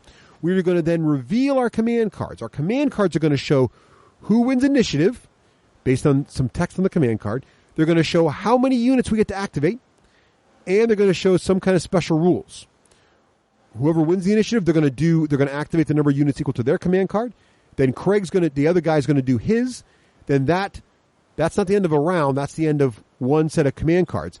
Then you're going to take the command card, put it aside, pick another command card out of your remaining hand, play that card face down, lock them both in, flip them over, and then repeat until either all your command cards have been played or until all your discs are activated.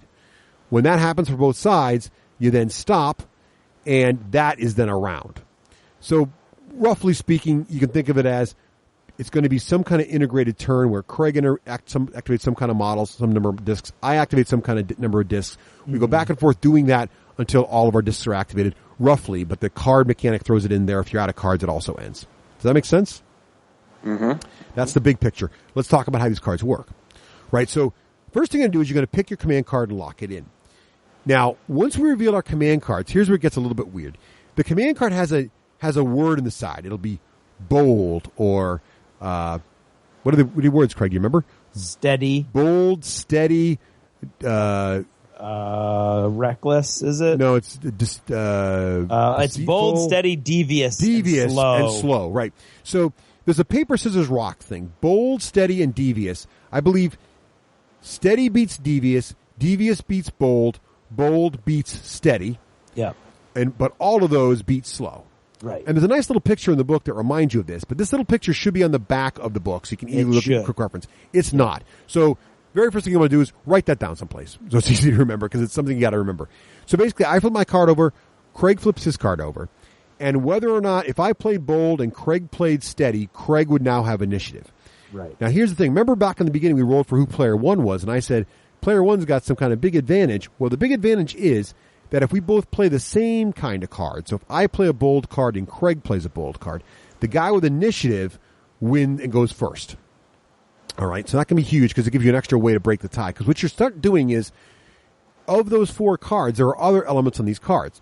In addition to the speed at which you get to activate, i.e. who gets to go first for this activation phase, it's also got a number of discs you're going to be activate, and it's also got a special cool rule. Now what's going to happen is because you only have 4 cards, and there are also 4 states, slow, deep, all the ones we just mentioned, you're probably going to have a hand of cards that has all 4 of those different settings so you can beat your opponent depending on what they play. And when you do that, it means you're going to have certain special abilities. It's not going to take very long for me to figure out that Craig's cool card that lets his magic user cast twice is also his bold card. So if I think it's advantageous for Craig to use that card early in this turn, I'm going to be, okay, so Craig's going to play bold early. So I will want to play devious to beat his bold. But then Craig knows that I know this, so he's going to try to play. So there's a lot of that going on in this game already. You're trying to draw out some of those cards right off the bat. You've committed one of the classic blunders. That's right. So that's the first part of this game that I think is really interesting. After you've gone through the whole cool thing with scenario, now you got to figure out each phase which card am I going to try to use to my best effect to beat Craig. Like one of my cards I had was that one of the cards is, I think one of the ones Empire has is that you can take an activation token off a disc, so it can activate again later. So you want to play that one a little later in the game, but there's like another card that makes range attacks more powerful for high elves, so you want to play that early in the game so you shoot your bolt thrower really well, but then I know you're going to do that, so it's all that kind of stuff. So anyway, lock in your command cards, flip them over. That's going to determine who gets to activate first for that phase and how many models and any special rules that might be in effect. Now, I have a question, Russ. Yeah. When you're building your army, if you're doing it from scratch, you get to choose what command cards to take, correct? Yes, that's right. So you could choose any because there's no faction specific. The text... there isn't. No, but there is. So here's how it works. Okay. There's nothing on the card that says only high elves get this card. Right. But what they do is, so for example, there is an awesome card that Chuck had, which said all your missile units count as one range longer than if they're high elf. But it says all elements with the icon for high elf on it. Right. So while that card is not a high elf, anybody can take that card. It would be foolish for anybody other than a high elf to take it.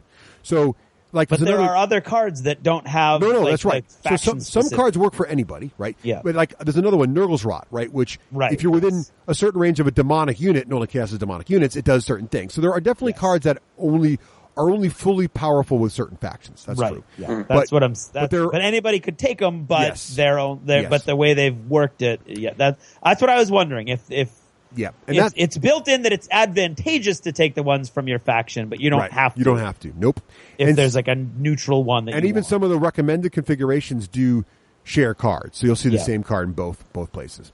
So, and that's another place where only multiple copies of the game might make sense, because if you really want to have certain combinations, you have the option. Yeah. So that's really interesting too. And there's no points in the cards. It's just you get your hero tells you how many cards you can have. Right. So anyway, so there you go. So you play your card. Now, let's say Craig got initiative because he played steady and I played devious. So he gets to go first. Let's say his special rule is pretty straightforward. The big thing he's going to do now is he's got a number in the corner of that card. It's how many discs he gets to activate. When you activate a disc, you're going to get to choose one of the following things to do, and then you're going to mark the disc with an activation token to remind us that disc can't activate again until all the discs have activated. So basically the end of the round. So even though we're going to play multiple cards in the round and have multiple activations, each disc's only going to get to go once unless there are special abilities that can remove this activation token from the disc, and there are some that do that. So what you're going to do is you can choose from, when Craig goes, let's say he's got a 2 on his card. He gets to activate 2 discs. So he gets to choose a disc, and he can either have the disc move, resolve focus, which is generally some kind of superpower, make a ranged attack, or pass, or he can reinforce. Okay? More about that in a second. So moving's pretty straightforward. Basically what you can do is, I think this is interesting, there's a number in the upper left-hand corner of each disc that is its movement. That's very interesting. And it's a number usually between 1, 0, some cases 0 to 5 or 6. Some of them are 7.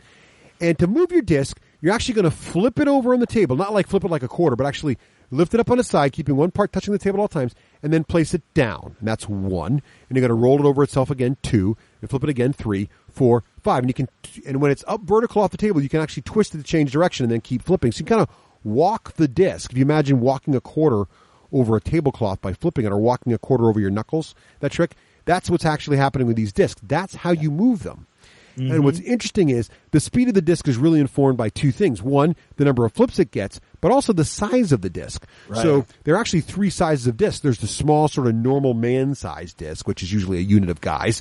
There's the medium sort of bigger heroes or maybe a mounted guy. And then there's the super large, war machine, bolt thrower, rock lava, or bloodthirster type dragon or whatever, giant discs that maybe only move 3, but they're so big when they flip 3 times, it's like, a quarter of the table they just crossed.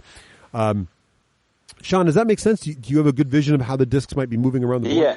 And then, so wheeling is that the kind of twisting thing that you were talking about? Exactly. There's not really, what I like about this is your discs each represent a unit of guys, right? Right. And so there's not really, what's neat about this is this movement system is really, really simple. But most fantasy games have this wheeling concept, which is a little bit tricky and gets into all kinds of interesting things. Well, you're partially wielding and hit something. How do you measure the distance of the wheel? All that stuff doesn't matter. You just basically lift it up on its edge.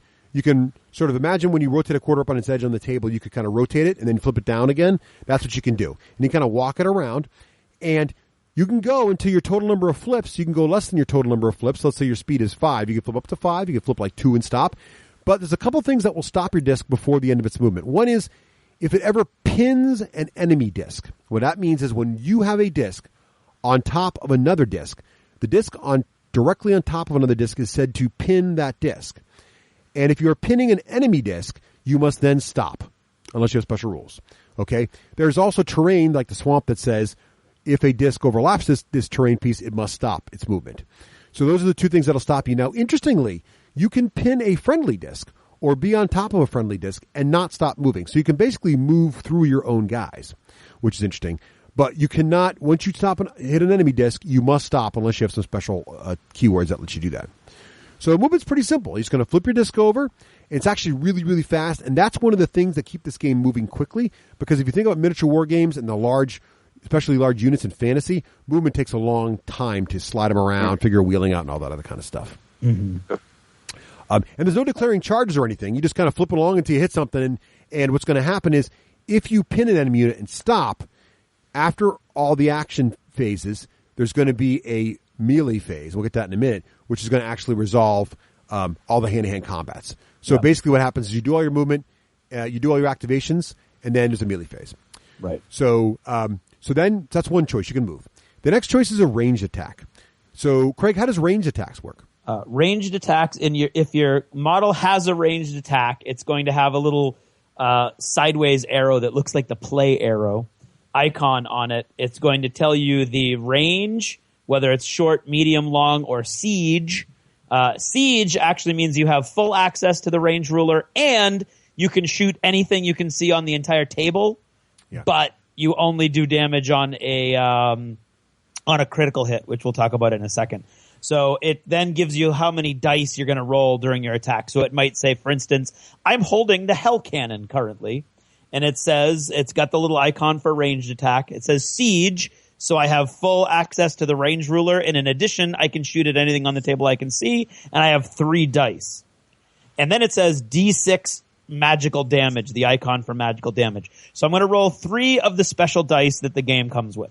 And the dice have misses on them. They have regular hits, which is like it's Warhammer Fantasy, so they're skulls. Then there's the critical hit, which is a Warhammer Fantasy skull with a helmet with a crack in the middle. And then there's a chaos symbol, right? Am I missing something? And a scatter. And scatter. Oh, that's right, and the scatter. And so a hit, normally if you're within the range ruler, is a hit. Critical hit is a hit, and in addition, if that unit hasn't already been activated, they get an activation token put on them, so they won't be able to activate this turn. A miss is a miss. A chaos icon only activates if the text of that disc's a ranged attack has it. So, for instance, the Hell Cannon does.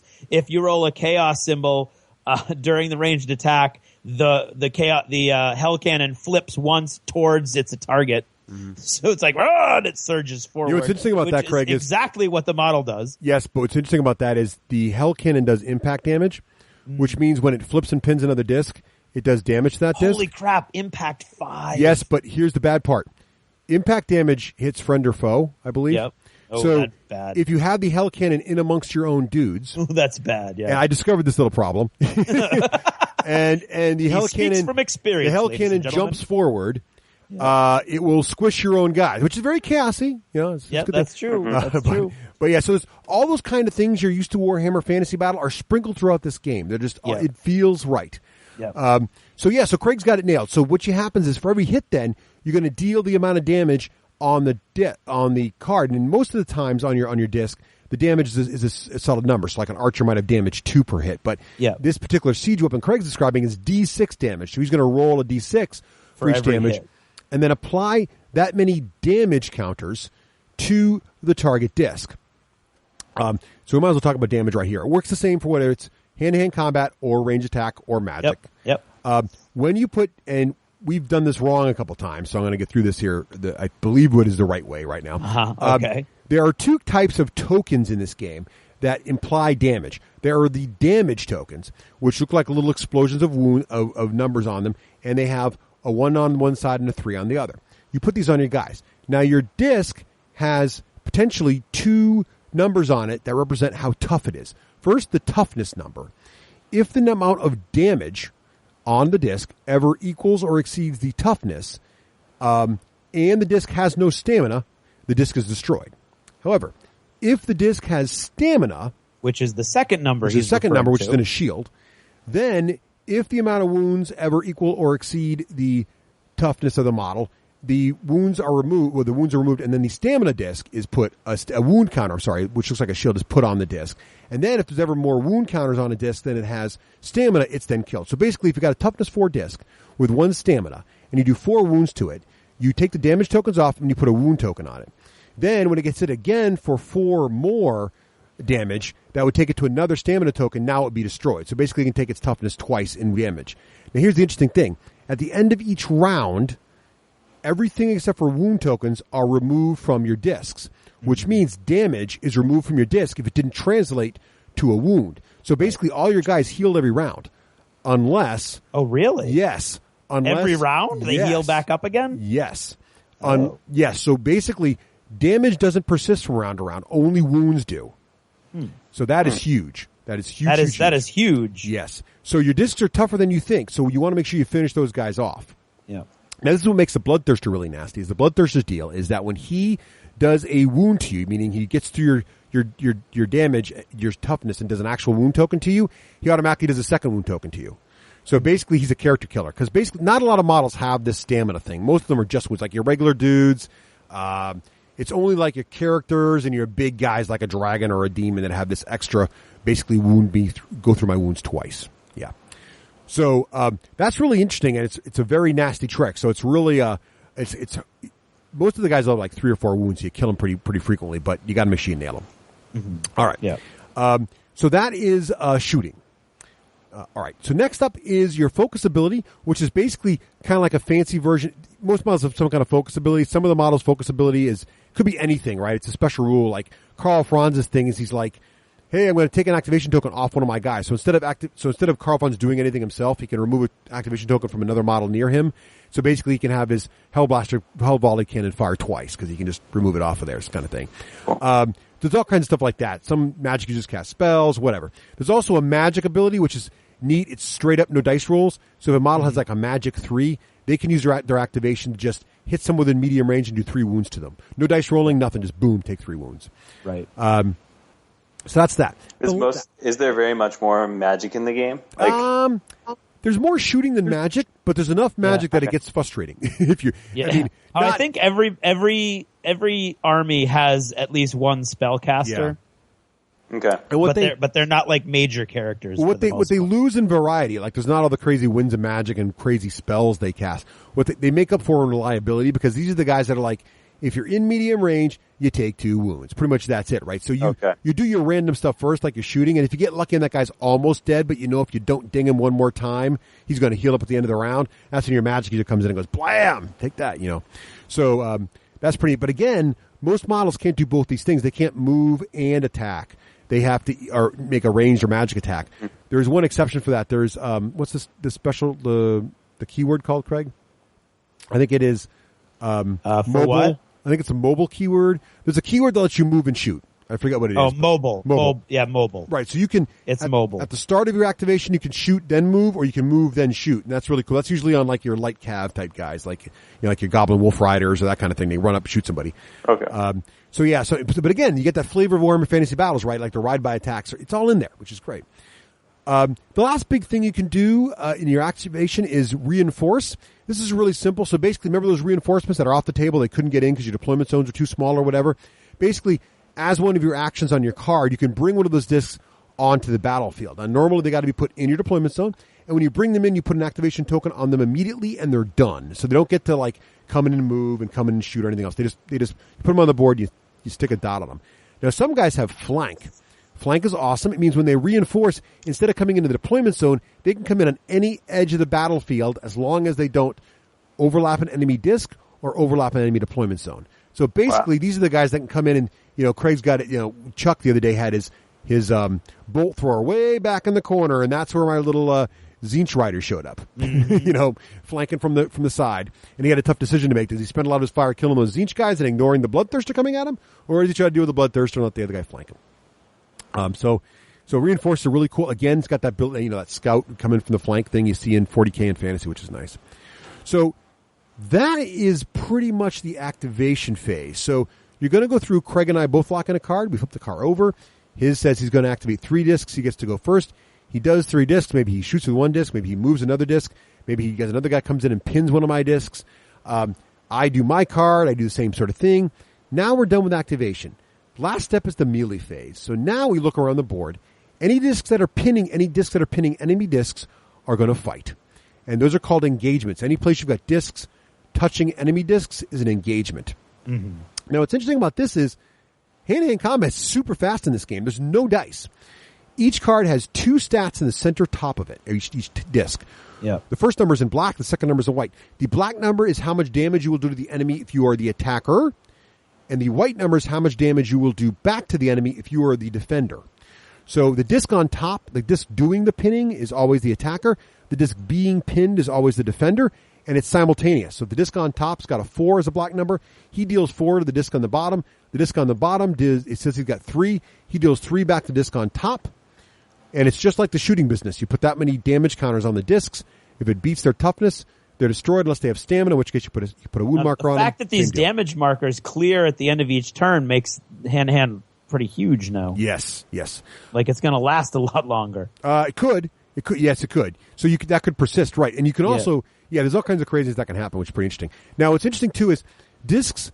When you can actually have multiple engagements in one what they call scrum. So theoretically, you could have Craig. I could have pinned one of Craig's discs. Let's say I moved in and now I got a guy on Craig's guy. And Craig's like, oh yeah, well I'm going to send my hero, and Craig's hero moves in and pins the guy I just pinned Craig's guy with, and then I send another guy that pins Craig's hero. So you get these multi-stack things. Yeah. And the thing to remember is the disc you're only pinning the disc that's directly beneath you.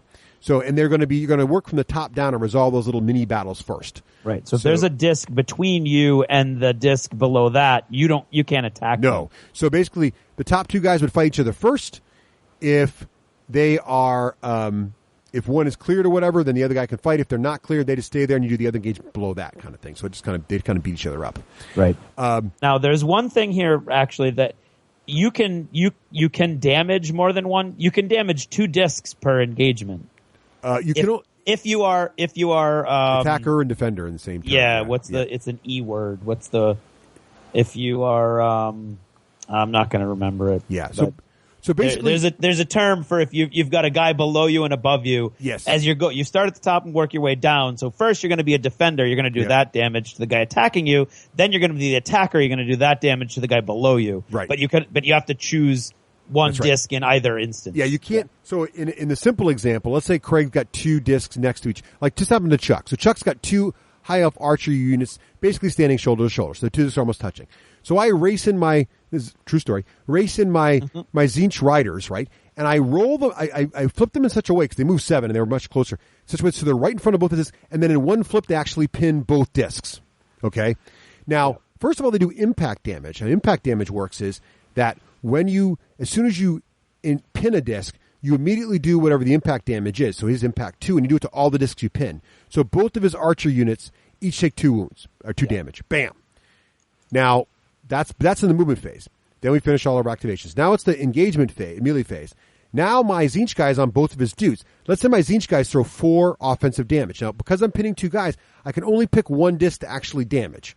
So I'll do 4 to his 1 unit that's already got 2 damage on it. That kills it. But simultaneously, his 2 guys both can each only damage 1 disc, but they're only damaging me. So let's say they each do 2. They do 2 from 1 to my guy takes 4 back. Yeah. Which could be enough to kill me, depending on my model. Now, what's interesting is there's all kinds of neat keywords here. There's like some units have quick strike, which means instead of simultaneous, they strike first. There are cool rules, like if you're on a hill, defenders gain quick strike. So if I had done that to his guys on a hill, they would struck me first before I get to go. So there's all kinds of neat stuff like that. It really comes in nicely to the game. Embattled is the term I was Embattled, looking right. for. Does that all make sense, Sean? Yeah.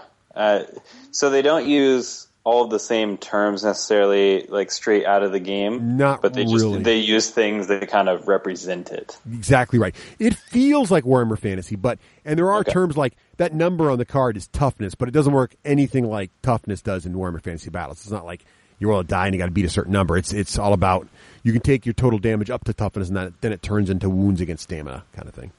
Yeah. Which is, stamina is like not even in fantasy battles. So it's probably the more generic words that don't really, they're not going to use like always strikes first or always strikes last. They come up with like a different way to say the same thing. Right. So it's got those great keywords that keep everything fresh, and all the models have really cool stuff. So that is the 2 main. We did the activation phase. We do the melee phase. We go around the table resolving all the melee combats that are happening. Then it's the end phase, and basically in the end phase, you remove all tokens from all models unless it's a wound token. And remember, a wound token is not a damage token. A wound token is that shield thing that marks your damage against your stamina. Yeah, that's huge. And that is huge. And yes, so you want to finish those guys off. Especially for someone like a Bloodthirster who takes 6 damage before he translates into 1 stamina.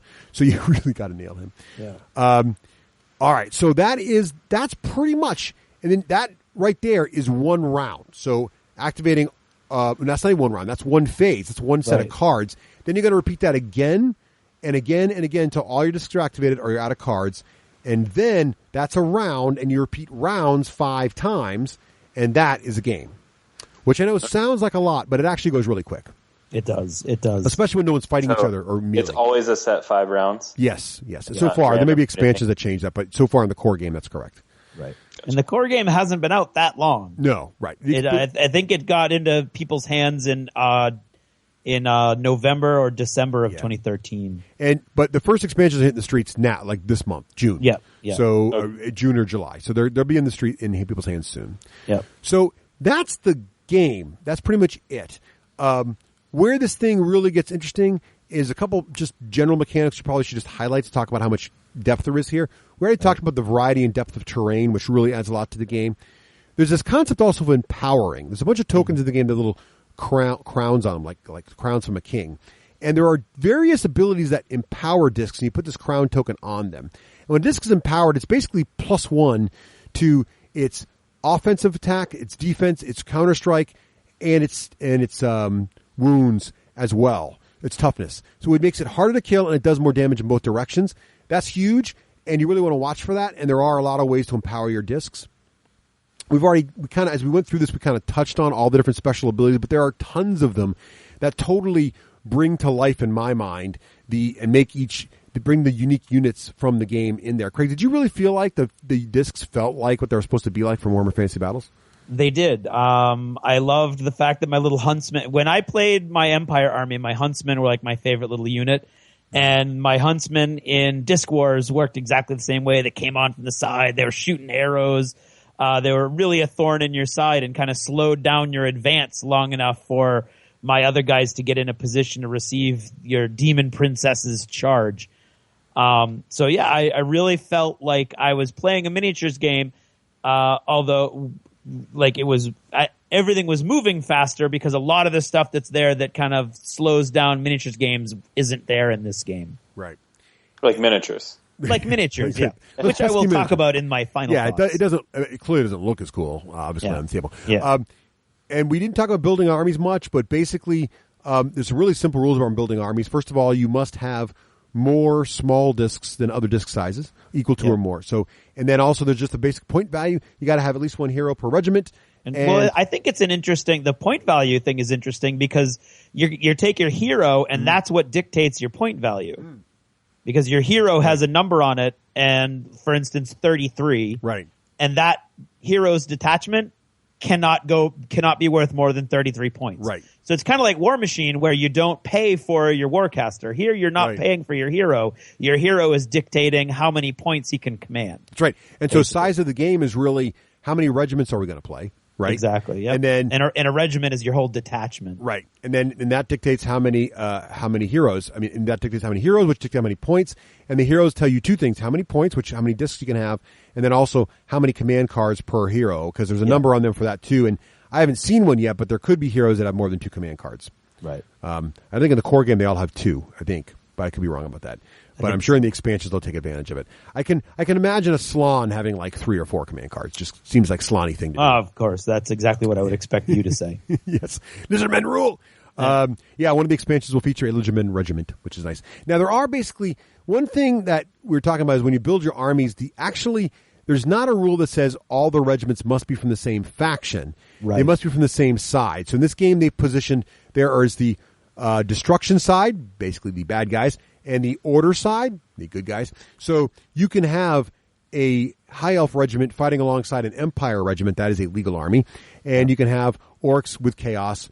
In the new expansions coming out, for example, there is each box has one, what Craig and I we were just talking about this, how we were a little disappointed. Each box has one, what we'd call full army. Like, for example, the dwarves has 3 regiments of dwarves in it, but then it only has 1 regiment of lizardmen and 1 regiment of, what was the other one? The other good guy unit? I forget. Lizardmen and Wood Elves. Wood Elves, yeah. So you got 1 regiment. So it's not another regiment for the Empire. Right. So it's not really enough to field a full Wood Elf army.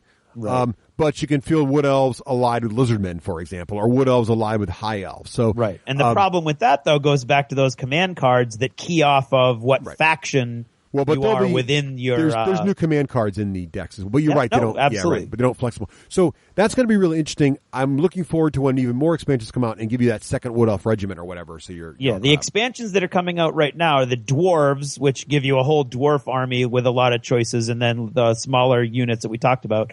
And then a Vampire Counts expansion that gives you 3 full regiments or detachments of vampire counts, and then 1 new detachment for chaos and it's the orcs, and then a detachment of dark elves and a detachment of Skaven. Is it? Yeah, I think so. I think Skaven. Yep.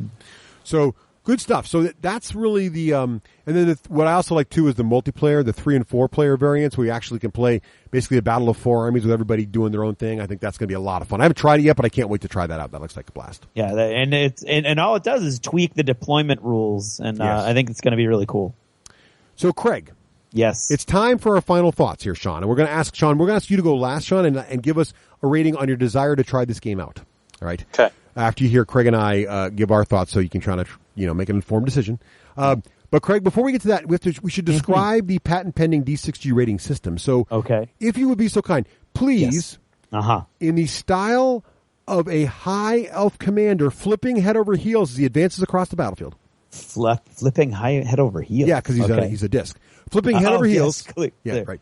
Gotcha. Right. So please describe the patent pending D6G rating system. Okay, ready?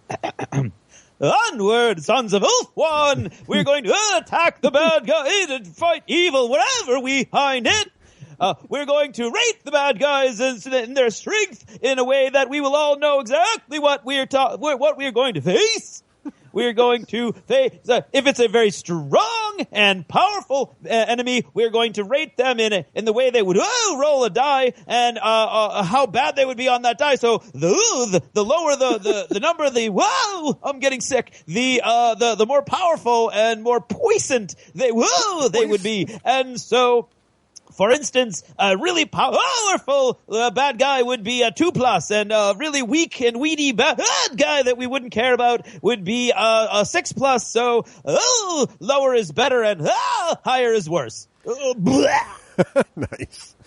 Well, that was okay. That was awesome. Thanks for that. No problem. I'm happy to help. A little peek behind the curtain. I don't get any hint ahead of time about what Russ is going to do when he throws that at me. All right.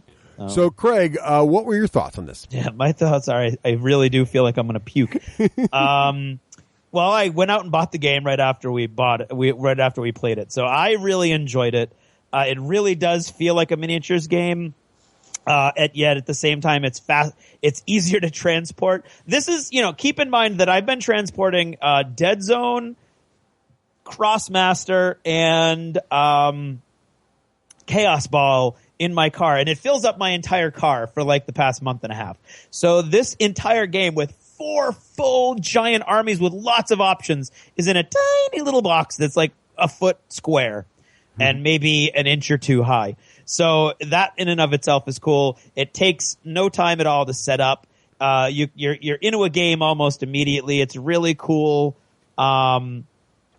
You've got that miniatures game feeling. You've got you've got a nod to almost everything. The only thing you really don't have a nod to here is morale. There's nobody's running away in the game, so that sort of element is left out. But I actually like the way that you're charging in and you're pinning, and you're not worried about wheeling, and you're not worrying about things like that and random charge length and all the stuff that they've added. It's you either get there or you don't get there. Most of the rule book was really clear to me. Even the stuff I didn't understand was clear when I had it pointed out to me, like the clear all of the tokens in the end phase. I really, really enjoyed it. And it really feels like I'm playing a miniature game, while at the same time it has the ease of setup and transportation of a board game. A couple of knocks on it is that it doesn't look like a miniatures game. So it feels like one the way it plays, but it's not as cool, to the point where I'm like, oh, what if I get like War Master models and I make little discs? And I won't ever do that, but I could. And yeah, so I would say it's not quite enough for me to be like, I will never need another war game again. If they do, they could do Dead Zone Disc Wars, and they could do Warhammer 40K Disc Wars. I'd be all set with if it was just Disc Wars. It's not ever going to really fill that niche for me, but it does scratch that itch, if you will. And I think that I'm going to give it a 4+. All right. And I'm going to say if you are a miniatures player, in particular who likes Warhammer Fantasy, I think that's if you're a miniatures player, it's going to be a +1. If you're a Warhammer Fantasy player, I think it's going to be a +2. Oh, nice. Yeah, Okay, because it's going to be a fun, fast way. Maybe you don't have enough time, or there's 4 of you or 3 of you.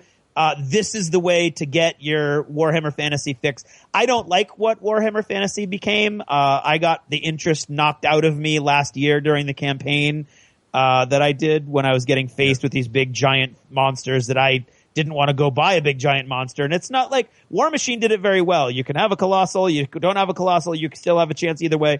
In Warhammer, I found because I didn't have these big giant monsters, I just got stomped on. So this is a way for me to dip my toe in that universe that I still enjoy, in that world that I still enjoy. It feels like I'm playing the game, but I'm not as invested in it as I am with my miniatures and my models, and I painted them for hours and hours and hours, and it cost me hundreds of dollars for an army. This game is great in its cost. It's great for its value, and it's great for its ease of setup and breakdown. So yeah, I'm going to say 4+, unless you're a miniature gamer, +1, unless you're Warhammer Fantasy miniature gamer, +2. All right. Well, that's a pretty good rating. I like it. I agree with you. There's a lot of innovative mechanics in this game. A lot to like, I think. I love the way deployment zones work. I think that's really, really slick. I love the double-sided terrain. So you've got 5 terrain pieces, but it's really like 10 for variety because they're all double-sided and they have substantially different sides. I like how the terrain can be used offensively, as Sean noticed, offensively or defensively or just randomly if you want to. We forgot to mention the rules for scatter. Scatter is a brilliant mechanic in this game. So you can shoot in the hand-to-hand combat. In other words, you can shoot a disc that's engaged. The thing is, when you shoot, if you ever get one of these arrows that indicates scatter, what that means is the next closest disc to your target disc within short range, you pick the die up and roll it against them instead.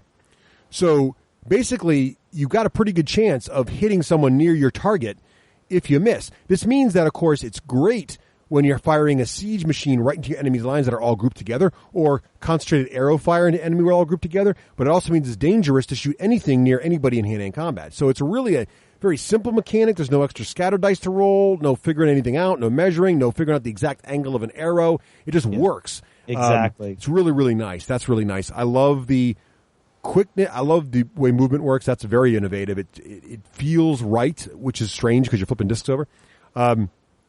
But I also love the way shooting works.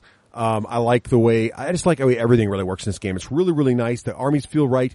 And even though it doesn't look like a miniature war game, the artwork is so pronounced and so beautiful that in my head I'm seeing the miniatures in my head. It's kind of weird. Definitely not as cool as a miniature game, don't get me wrong. But I think this game almost out-Battlelores Battlelore. So I love Battlelore. I got the new version of it. I think it's really cool. I love the models. But Battlelore was trying to be, for me, like Warhammer Fantasy on a board that's quick. But Battlelore doesn't solve a couple of the problems, which is it's still a long time to set up and tear down. It's a long time to make the terrain, get the whole board laid out. This game is really the fast, light version of a fantasy army scale game. And that's what I love about it. It doesn't replace a miniature game. It's like, but you got some filler time, at a tournament, or just you feel like playing Warhammer, a big army game, but you don't feel like all the time it takes. You break this thing out, you have a nice, great gaming experience really, really quickly. So I really like this game a lot, and you cannot beat the value. Right. $40 is just stupid cheap for what you get into this box, I think, especially when you add all the artwork and everything in. So I'm going to go with Craig. I think this is I want to say 3+. I was going to say, I think you're going higher. I'm going to say 3+ straight up for anybody. Okay.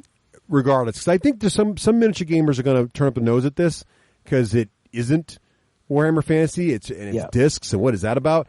But I think regular gamers or anybody who wants to try this out, I think you're going to like it. It's really got a lot to be interested in.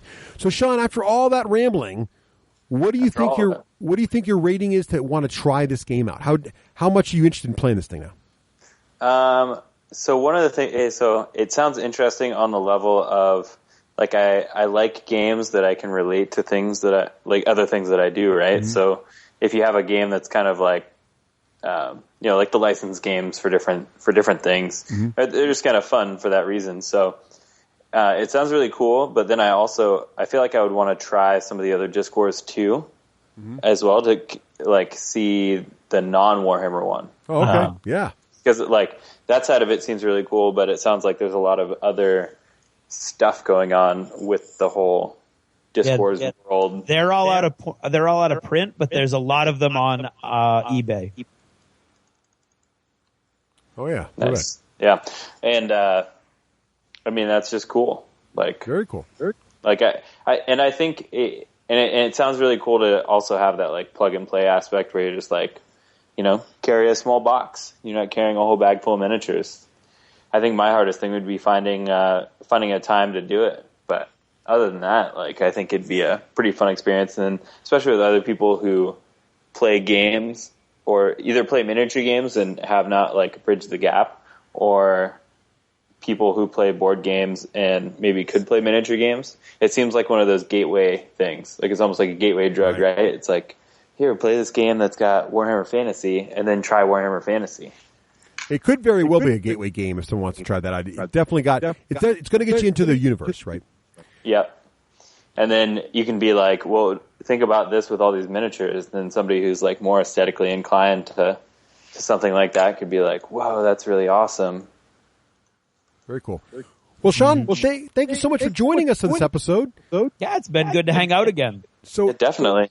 If folks want to learn more about you, what you're up to, where should they go on the internet to find you? So if they want to find me on the internet, they go to wildwestexodus.com or facebook.com/wildwestexodus, or you can check us out. We do have a Twitter, but then we also have a YouTube channel where it's youtube.com/Outlaw Miniatures. Cool. Great. Well, thanks again, Sean, and we look forward to seeing you at Gen Con this year. Yep. See you there. Sounds great. Mm-hmm. All right. Take care. Bye-bye. Take care.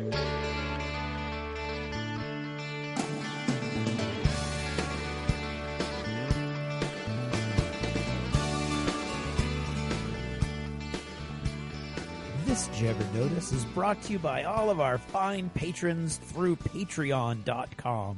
These are folks who are helping to make this show better and better by just kicking in a little bit of change every show that we come out, kind of like a tip, little dollar in the tip jar at the piano bar, so to speak. And they get a forum where we can all talk, and we get little other bits and pieces, bibs and bobs as we go along, and they really do. They're helping us make the D6 generation what we want to make it in the future. And specifically today, I'd like to thank Tom Sias, Michael Olmsted, Robert Oswald, who is our biggest Patreon sponsor and one of our great local Chicago guides, Ken Squires, and Hugh Wyeth. So thanks, guys. And thanks, everybody who's supporting us through Patreon. Did you ever notice where your inspiration could come from? I often struggle with this because when someone says, like, where do you get your ideas from? I don't know. I absolutely don't know. And I listen to other people talk about their inspirations and, it can come from anywhere. And I always feel like, well, if your inspiration's coming from like a movie or another book or something like that, it's kind of like stealing is what I'm always afraid of. But maybe I'm wrong on that. I don't know. The key is, that you've got to find something that's really going to get your juices flowing. Whether you're starting your own role-playing game, you're going to be the game master and you're going to create like just a dungeon, or you want to create an entire world, or if you're trying to write books or short stories and stuff like that. You always have inspiration, and there's always cool ideas that are like brimming in your head, but where are those ideas going to bubble up? And it really comes home to me when I do interviews and stuff like that. And it came across to me last night when I received an email from Winged Hussar Publishing, and Winged Hussar Publishing wants to put up sort of like an online interview of me on the website for my bio. And I started thinking, that's weird. And so then I thought, you know what? I have a Did You Ever Notice coming up, and I would practice by answering these questions for you guys, and then, you know, we can all go to Winged Hussar eventually sometime next month or so and see what they look like after I've had some time to think about my reactions, because this is literally reading them as I go.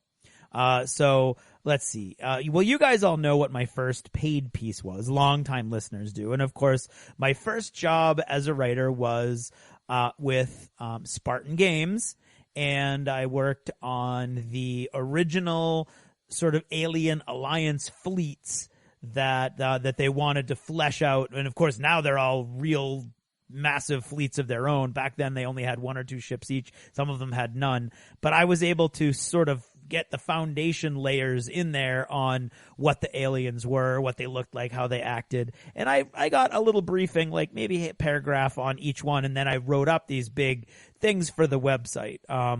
My work for Spartan was awesome. I really enjoyed it. But they kind of, like, they had in-house writers that were working, and I was never part of the sort of water cooler culture over there. So, like, I would be working in depth with Neil on stuff, and then it wouldn't kind of come through at the other end. So it's sort of over the long term, the stuff that I was working for them, it was all awesome stuff on the website and stuff like that. But I started wanting to look elsewhere, and that's when I started working for FFG, doing first Warhammer 40,000, and then Star Wars, and then of course Wild West Exodus, which is where I currently am, because it takes up so much of my time that I can't do anything else.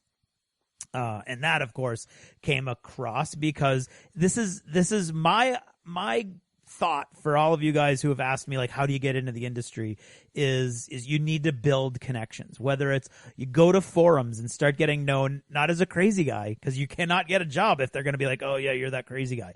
You want to be a nice, supportive, positive person, because those are the people that people hire. Okay. Yes, you have to have some basic skills, but you have to have the experience to know what to talk about and how to be positive. You don't want to be the guy who's always pointing out the negative. You don't want to be a yes man, but you don't want to be the negative guy. Okay. You really want to be sort of a positive influence, wherever you are. You get to meet people, you start networking, and that's what it's all about. Literally, it's all about networking. And so that's how that was. The next question is about my next book, which will be available soon, and that is Bastion, which is the novel that introduces the Holy Order of Man in the Wild West Exodus world, which is a pretty big departure from, you know, the outlaws and the lawmen and everything so far. So fitting that in was really tricky. I have to say, personally, it was the most fun I've had so far, because it is of the 3 books I've written, and then including the 4th one that I'm writing right now, it is the one that is most my book. So I basically wrote a pitch about the book. This is what I want the story to do. This is what I want to focus on. And then Outlaw Miniatures came back and said, well, we want to make sure this character's in there and this character's in there, and try to do these 2 or 3 events. So I was like, okay. So it was up to me where it started, where it ended, where it went, what the locations were, who the characters were. So it was a really exciting experience for me. So I really, really enjoyed it. And that was both the most challenging and the most exciting thing so far that's happened. And I think I'm going to wrap it up soon. I'm not even halfway through these questions. The last one they're asking is, so far all the work I've been doing as far as long fiction goes is for Wild West Exodus. So it's all what's called genre fiction. It's all based on a game. And the question is, do you have any original works on the horizon? And the super exciting answer that I've mentioned a couple times on the show is absolutely. I have approved pitch that I've already made, and I'm working on the outline now. And in hopefully the fall of 2015, I'll have my first all-me original novel that will be published. And I'm not, I have a pitch I've already made, and I've got the working on the outline, but I've also got 3 other ideas to bring it back around to that inspiration, because that's what's sort of killing me at the moment is, do I want to commit to this one story that I think is really cool, or do I want to build on some other ideas that I have? I've got 4 distinctly, totally separate stories to tell, and I'm not sure where to go with them at this point. I feel like I get stronger as I go, so I don't know if I want to bite off more than I could chew right now, but basically, so yes. So the exciting answer is there will be, well, knock on wood and nothing horrible happens between now and then, an original book of mine in the next year and a half or so, and that's just super, super exciting. And I think I'm gonna stop it there. So thank you for listening to me ramble about this craziness, and thanks for listening to the show, and good night.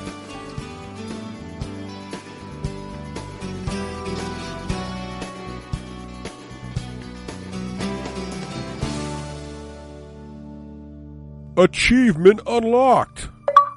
You've made it to the end of another D6 Generation episode, the podcast whose humor has universally been acclaimed as not too horrible. Please let us know what you thought of the show by either emailing us at info@the d6generation.com or by posting in our official D6G episode thread at the top of the DACA discussions forum on DACA.com. If for some inexplicable reason you actually enjoyed this show, you can help others find out about it by leaving positive reviews on iTunes. See you in 2 weeks. Thanks for listening, and happy gaming. The theme from Total Fangirl comes from the soundtrack of The Last Night on Earth, the zombie game, courtesy of Flying Frog Productions, and is a composition of Mary Beth Magalanes. This one's dedicated to Craig. It's one of Weird Al's latest videos from his new album, Word Crimes. Check him out on YouTube. Everybody shut up.